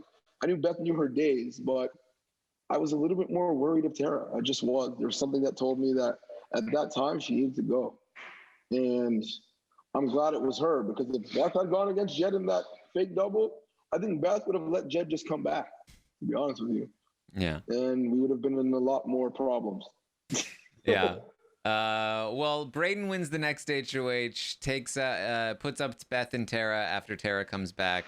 He also wins the veto. Now, this is Braden's third competition in a row. Now, you had just won your second, but Braden just won 3 in a row. Are you starting to get at least a little bit concerned that, like, if Braden starts winning a bunch of these in a row, could he get the momentum he needs to overtake me in jury votes? Yeah, if I'm being real, I was worried about Braden potentially overtaking me because of his comp wins. Because at that time, he had more total comp wins than I did. The only issue with Braden is he didn't have moves. Mm-hmm. He didn't have any big moves. Like, there was nothing he did that was significant, in my opinion. Yeah, he won a veto, didn't use it. He won an HOH, got out Beth. But what?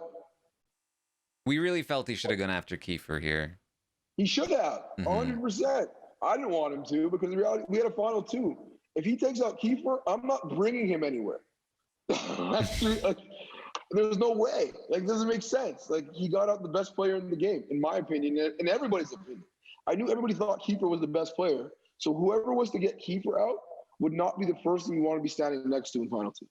And if Braden would have tried to get Kiefer out, there's no way our final 2 would have been valid. It would have invalidated our final 2. Who do you think you would have taken if Braden takes out Kiefer at 4, and so that means, at 5, so that means the final 4 is you, Beth, Tara, and Braden.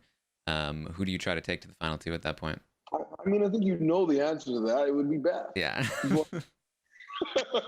The jury doesn't like her. I would have for sure taken her, but I didn't want to take Beth. I didn't trust Beth. I didn't want to be in a situation where, like, I could potentially have to trust Beth in a final 2.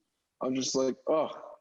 So I would have taken her, though, 100%. Had Braden take out Kiefer, I'd take Beth. But I wanted to take Braden. And we said that for a long time. And I tried to make that as clear to him as possible without saying it verbatim. But I was like, Kiefer is not the move right now. Yes. Well, go ahead.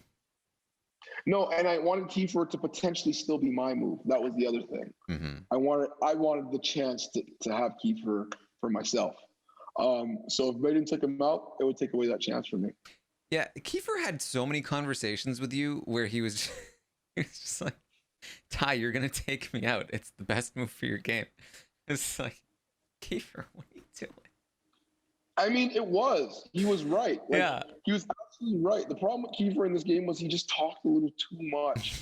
Like, he said too many, like, he said he's going to win. He said too many things that made people think he was a threat. And it was quite accurate. Yeah.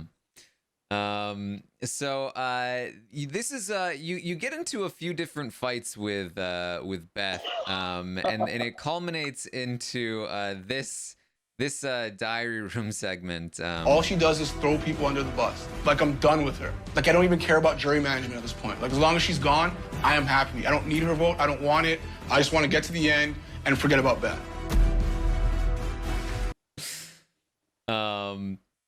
Which was interesting.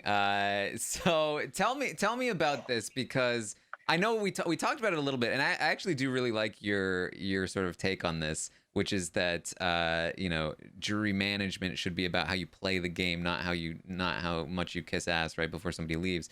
But tell me about, like, how you're feeling in this moment, because there were only 7 votes, so it was definitely a risky play to take that sort of stance.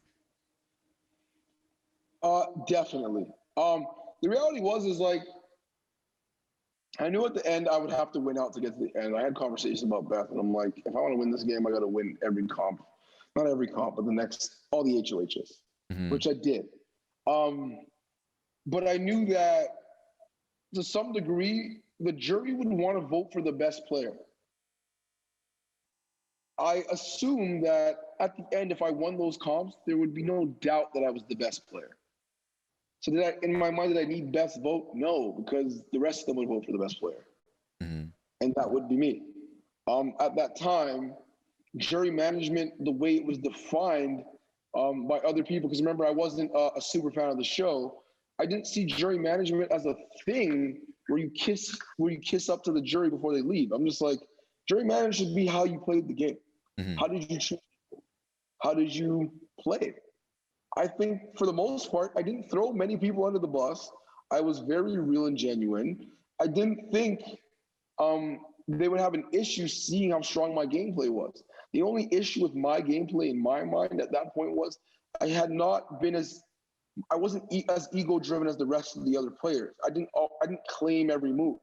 Kiefer, Jed, Beth, and other people were very vocal on saying, I did that, I did. They were very vocal on claiming their moves to everybody. And I just thought that was a disadvantage to your game, because I'd rather claim my moves in a final two speech than I would when there's 4 people or 5 people left in the house.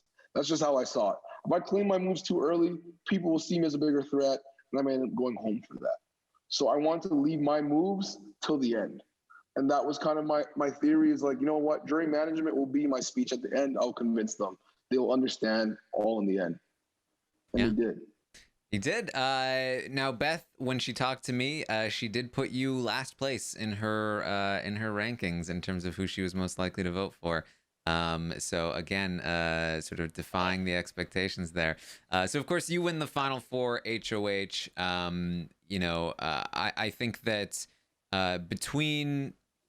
so prior to the veto, between Kiefer and Tara, who were you hoping was evicted here? Because I actually mentioned this prior to the HOH competition, that obviously winning HOH and you being safe is best case scenario, but it prevents you from being the person that gets out Kiefer because you don't have the vote.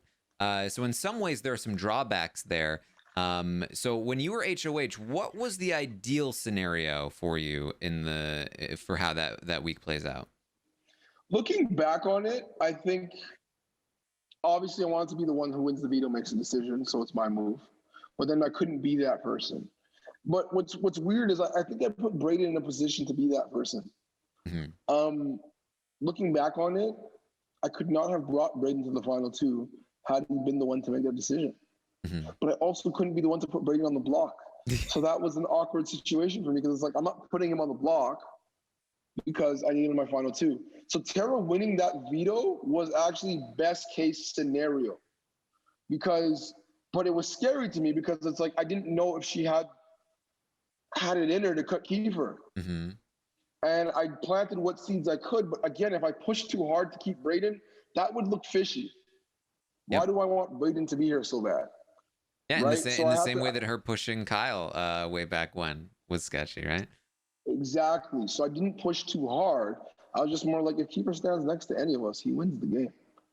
So I tried to ensure that she cut Kiefer, but in cutting Kiefer, she was cutting herself. Yep. Anybody who cut Kiefer was cutting themselves. And I know I put Braden in a position to do that, but the fact that he didn't win the veto was actually best case scenario for me. Mm-hmm. And I'm assuming that that it is the case. If she had cut Braden there, and you still win that final HOH, you're taking Tara over Kiefer. Oh, 100%. Kiefer was convinced I would take him because we're friends, but like, this game's not about friendship. That was the thing. Oh man, I'm sorry, but like Kiefer kept telling Tara that you were going to take him to the final 2. And you weren't going to take him to the final. He was giving up his best argument, and it wasn't even true. I didn't understand that. Like, again, I always said, Kiefer always said a little too much to people. Just a little too much. There's no way I was taking Kiefer. Absolutely. I was there to win $100,000. If I stand beside Kiefer, I don't win. Mm-hmm. He was cooking for us all season, and he was involved in every move since week 1. My involvement in moves started on week after LaToya got out, pretty much. That's when my involvement started being stronger, but he was involved in every move from day 1. There was no beating him, in my opinion. So you get to the final 3 HOH. Tara wins, Braden wins part 1. It's you and Tara in part 2. You can't be feeling great if Tara beats you here, because now either one of them can win. Tara's probably not taking you, and if Braden wins, that gives him a better argument against you. But luckily, you crushed Tara, and the second, I don't know about you, the second I saw what this competition was, I was like, Tara has no shot. I thought the same thing. Yeah. I was like, this is perfect. This is exactly the comp I've been waiting for all season. Mm-hmm. Days and accuracy. Yep. That's perfect. Yeah. So you crush Tara here. You get to the part 3, and wow, what a nail biter that one was as well. I don't know if you've watched it back at all, but I'm sure Braden has told you. But like he locked in the wrong answer, immediately knew it was wrong, and it was too late. And that's what does it. You take home the final 3 HOH. You bring Braden. And a lot of the jury said at the time, and it seems like the sentiment afterward as well, is that the winner of that competition was the person that they were going to vote for. Have you heard any further explanation from the jury in terms of where their heads were at? I know some people have said that the speeches helped convince them as well. What kind of information do you have on that? My understanding from speaking to them after is that, well, they've said different things. So they've partially said that, you know what, they were going to see who won the 3. Others said that they were very upset with me coming into that day, and they weren't going to vote for me no matter what. And I think they also alluded to the fact that after having the jury deliberations with Anthony from season 7, I think it opened their minds to considering me more so than ever. And then I guess it sounds like my speeches and my answers to the questions kind of explained the relevance or the strength of my moves in this game or my positioning in this game. The reality about the game is it's about positioning. It's not about comp wins. It's not about, ego. My game wasn't about that. My game was about positioning. I was always in the best position. I never went on the block, and I won the most comps. Like, to me, it was like, hold on, I won the most comps. I was never on the block. There was never a thought of evicting me. I was never a have-not. I beat Tara twice, who's one of the strong, like I took her out twice, who's one of the strongest players in the game. I was HOH 3 times in a row. Braden, I brought him here. What are we talking about right now? Like that was in my mind. I'm like, what are we even considering? Like, there's no doubt in my mind that I'm the strongest player standing here right now. But I still had to do that work of convincing them because I knew they were a little bit salty. When Victoria's question was about her being in my pocket, I was like, whoa. Somebody must have fed that to you because I've never said that to you. So somebody told you that. So I knew I had a lot of work to do when that was the narrative. But I mean, I just had to explain to them the moves I made and why I made them, and my alliance, my moves, my comp wins. And then just overall, why my game was the game everybody comes to Big Brother and wants to play. That's the reality. I didn't get a chance to say that. I didn't have enough time to finish my speech. But I want to say, if you came to Big Brother, what kind of game would you want to play? One more like his or one more like mine? You want a game where you don't touch the block, where you win the most comps, and you're never on slop, really. That's the game I played. How could I not be the winner? Yeah. That's how I saw it. I never packed my bags once, nor was I ever really worried about going home. That's the game you want to play. And I played that game. And I know it seems like I was a floater to some people, but how was I a floater? I was in the strongest alliance. And the people in my alliance wanted to let everybody know how strong they were. And I encouraged it. Be a showman. Have house meetings. Start drama. I'm here for all of it. But I'll be in the back, though. That was the role I played. And I just thought I was the strongest player. And I thought I should have won unanimously. I guess I didn't. But, I mean, to me, it was obvious. I knew I needed to do a good job in convincing the jury because I didn't make any of these points until the end. And I don't know if they could have seen it that way unless I spun it that way. Because the reality was when Beth left, I let her leaving. I let her leave thinking I was a floater. I didn't really counter her argument. She's like, you've been a floater this whole game. And all I said was, have fun in jury, Beth. I didn't really explain to her why I wasn't a floater, nor was I going to do that while she was still in the house. Enjoy jury, Beth. I love I have a whole trilogy of these. It's Do you want me to put Beth up? Why don't you go on the block, Beth? Enjoy jury, Beth. That's my I Beth love trilogy. it. That's where we were. Yeah. Yeah, like I could have done a better job maybe explaining my moves, but I was scared to do that to anybody while they were still in the house, especially Beth. Like Beth had a really good way of taking what you said, spinning it, and turning it to a situation where she's against you. So I was worried about that. Yes. So 6-1, you win the game. Big Brother Canada 9. How is it? First of all, like, how did it feel? Has it fully sunk in yet? I mean, it's been what, like a week and a half now. Yeah, has it sunken in? I mean, a little bit more than it did before. Mm-hmm.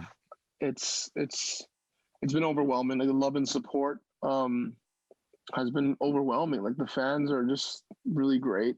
People have said nothing but really nice and kind things to me, and yeah, I think it's become a lot more real because now I'm like bumping into people like, oh my God, it's Ty from season. Like that's crazy to me. Like people actually recognize me and they recognize, you know, the game and like the work I put in and how I played the game. I think it's really unbelievable that people come to me and they talk to me about like the different house guests and like what they thought. And it's like they all know us, but they don't know us. They weren't there, but they know so much. It's become real to me. But the fact that like even though all of these people weren't here, they know things. Mm-hmm. I mean, it's also, I mean, I think that people come off of the show, they will, whether their reception is positive or negative, often feel overwhelmed, but certainly positive feedback is better than not. I think you're definitely in a very great position where not only do you have, I think, a lot of supporters, a lot of people who were rooting for you to win the game, but also the season as a whole was so widely loved by the fans, at least the most hardcore of the fans. So like, how has that felt? I mean, is there a part of you that feels overwhelmed at all, or is it all just like, this is awesome? I mean, I'm not really overwhelmed by the fans per se. So I think it's just awesome. Like the fact that people are saying that this is probably the best season they ever saw, and it's the greatest ever, and they just really enjoyed it. Makes me really happy. Like I'm excited. I'm like, oh really? Because I haven't watched it myself. I don't know how good it was. Like I know I talked about it while I was there. Like this must be the greatest, but I don't know what it looks like on the show. I think some of the drama and some of the moves were crazy, but I haven't seen it. I don't know what it looks like. People know more than I do, actually. When they come to me and tell me things, I'm like, oh, Jed said that, Beth said that, Kiefer said that. Oh, I didn't know that. Yeah, so it's kind of funny. I think, I mean, if I were to ever give advice to people coming out of the house, it's take what the fans tell you was said in the house with a little bit of a grain of salt. Some of them have an agenda, but yeah, I mean, the show, the episodes were definitely fun. Not always the most representative of what was happening in the house at all times, but that's, you know, that's the show for you. But it was definitely still fun the whole way through. So definitely, I think something that you will enjoy watching back, especially, you know, the various announcer things. So I mean, your win also, I think, it means a lot to a lot of people. I know we talked about a little bit about this in your exit interview. But you are the first Black winner of really the North American Big Brother. Tamar wins Big Brother Celebrity 2 in the U.S. But either way, I mean, this is something that a lot of people have really been not necessarily searching for, but hoping for and waiting for. And I know so many people that this meant so much to be able to see this happen finally after over 20 years, that this finally something has come together here. And that's, you know, that's a testament to you. It's a testament to, I think, Arissa and the people who put the season together. is that something that is meaningful to you, that is like important to you, that you were part of that? Yeah, like I said earlier, like, yeah, it was super meaningful to me.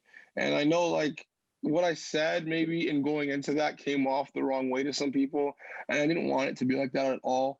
The reality was, is just like, I just believe that because I am Black, or because just in being Black, there are opportunities that we don't get, or that that are not available to us because of the color of our skin. And I just want to be like, listen, I just want to ensure that we have this one though. Mm-hmm. This is the one we do get.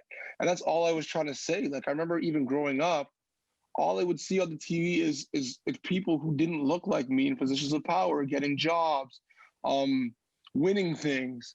It was all kinds of things. I think there was even a time as a kid I wished I was white, because it's like you just didn't see anybody that looked like us. So like, I just think in providing that opportunity to win something and be an example for, like the next generation of kids or whoever it may be, and just be an inspiration, I think it was just bigger than me. It was just like, you know what, let me take this opportunity and try to ensure that I set an example for the next generation of people, or people who are watching, because to see somebody who looks like you win something like this, I think would just mean so much. I think if I was a viewer, I would be like, wow, I could go on that show and actually win. Because there was a time when Black people would go on reality shows and they would look crazy. Mm-hmm. And I just thought this wasn't the case this season. It looked like we belonged, and it looked like, we actually had a chance. And I just thought that was amazing. I think, like you alluded to, like Larissa and the rest of the production team did a great job in casting this season. I think I would have been happy with whoever would have won, but I really wanted to see it reflect the diversity and inclusion that we had this season, and it did, and I was happy with that. Yeah, you had some, I think at least one of those conversations you had with, I think Braden made an episode. It was a great segment. I know that you also had conversations. I don't think this one made the episodes, but about sort of masculinity, and needing to act like you're not scared. I know that I loved hearing that conversation on the feeds. It just like. I'm you I think represented yourself so well, and the show so well, in terms of the topics that you were able to bring to the house, and the kinds of conversations that you were able to have, and I just personally would want to thank you for that, because I appreciate those conversations being had as well. So so thank you. Oh, like, I mean, it was just me. Thank you for recognizing that. I mean, it was just me being me. Like, I just wanted to be able to have those real honest conversations, because there's just things that I don't think we talk about enough. And I just wanted people to be like, being a male doesn't mean this. You never have to be in a box, and you never have to see being black as a certain way either. I just believe that as people, we can be whoever we want to be. And I just want to be able to communicate that message. And I just want to be my authentic self at the same time. So Awesome. Thank you, Taran, for seeing that. All right. Well, I've definitely taken up plenty of your time here. But is there anything else that you want to talk about, that you feel like we didn't touch on, and anything else? I think I'm sure that people want to hear. I should probably ask. So keep that in mind as you answer this question. But what's the relationship like with your castmates right now? Like, who are you talking to? Who are you friends with? They want to know all the drama, Ty. That's what they care about.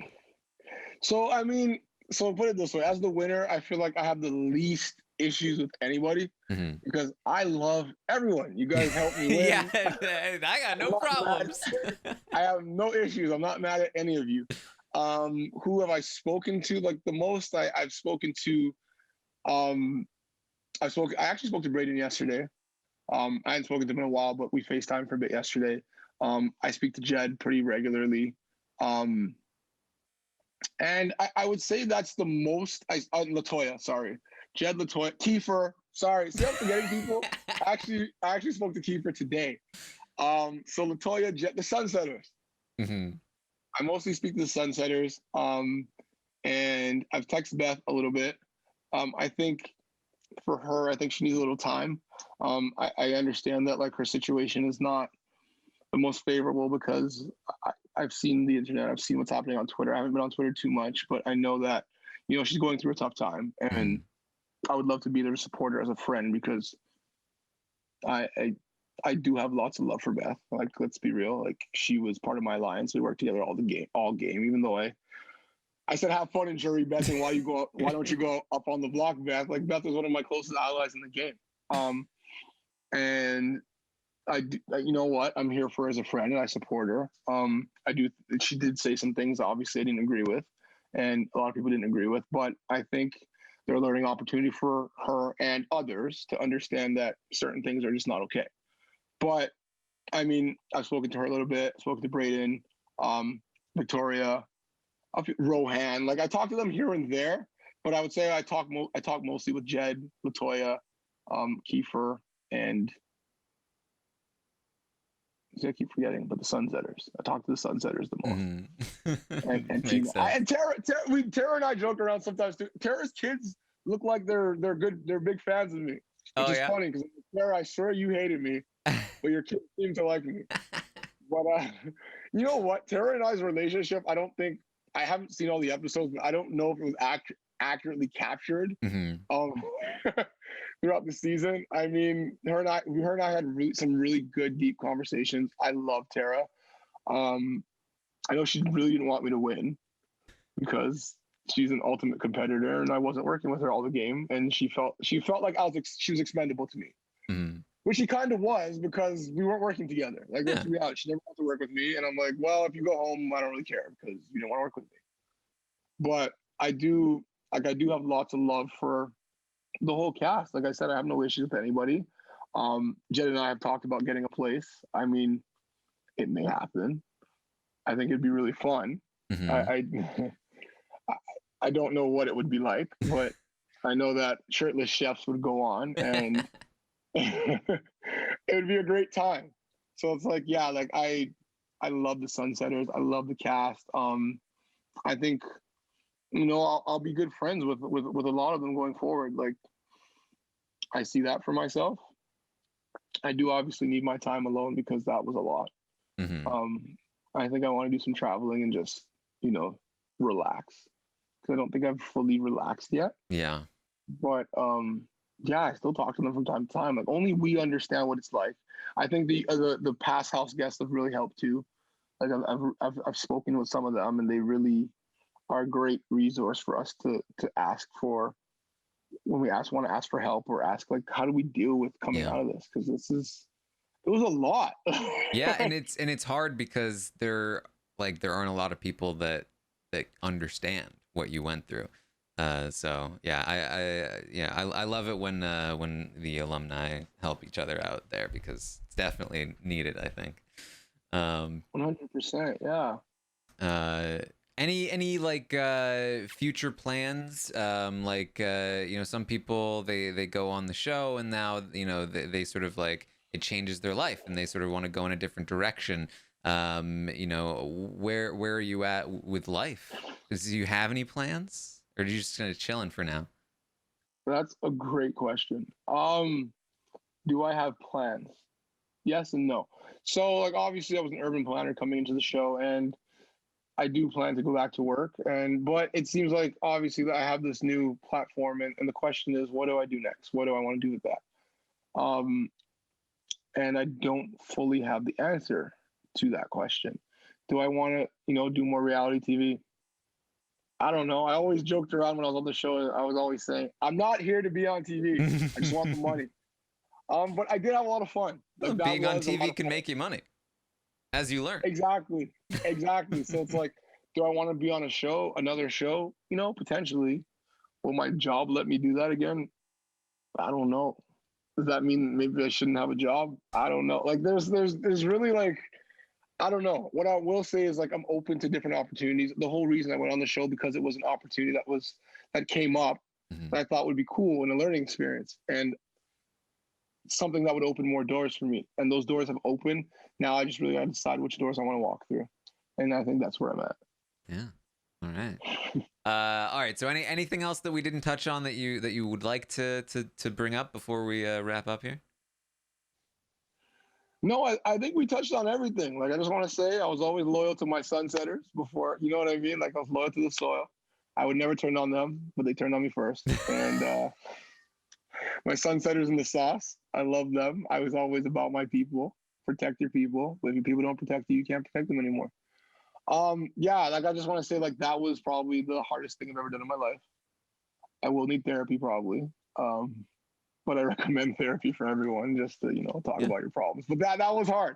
That was really hard, and I really enjoyed it. And I just want to say, thank you, Taran, for having me, because even this helps, because I get to talk through the whole thing and really, it's good to talk to somebody about every move and what you did and why you did it. And for me, it's like, it really reiterates to myself that trusting your gut is the right thing. Mm-hmm. And that's what I did a lot of the game. Like, not like, sometimes I analyze the decisions I made after I made them, but all of them were just gut instincts. Like, this is right. Mm-hmm. And it turns out that it worked out for me. I have no regrets because it worked out for me. And you know what? I made a lot of really good friends. I made a lot of really good connections, and hardest thing I've ever done, but I wouldn't change it for the world. I love the people I met, and I mean, I would encourage anybody who's interested to apply and try it, because your life will never be the same. Huh? All right. Well, thank you so much, Ty. It was great talking with you. I loved talking through your game. Where can people find you if they want to keep up with you or whatever? They can find me on my Instagram at Tychon X Carter, or they can find me on Twitter at, I think it's Tychon BBCAN9. My mom might answer you, but I'm there. Like, I check it, but yeah, my Instagram is probably the best place to find me, at Tychon X Carter. All right, there you go. That's how I got in touch with you. All right, well, that's what we have for you guys. You can of course find me on Twitch, twitch.tv/Taran Armstrong, or on Twitter at Armstrong Taran. I also have an Instagram account that I used to contact people with, but I haven't posted on there for like 2 years. So you can find me there. I did take over the Rob as a Podcast Instagram the other day. That was fun. But here we go. Interview with Ty. Thank you guys for joining us, and we'll see you next time.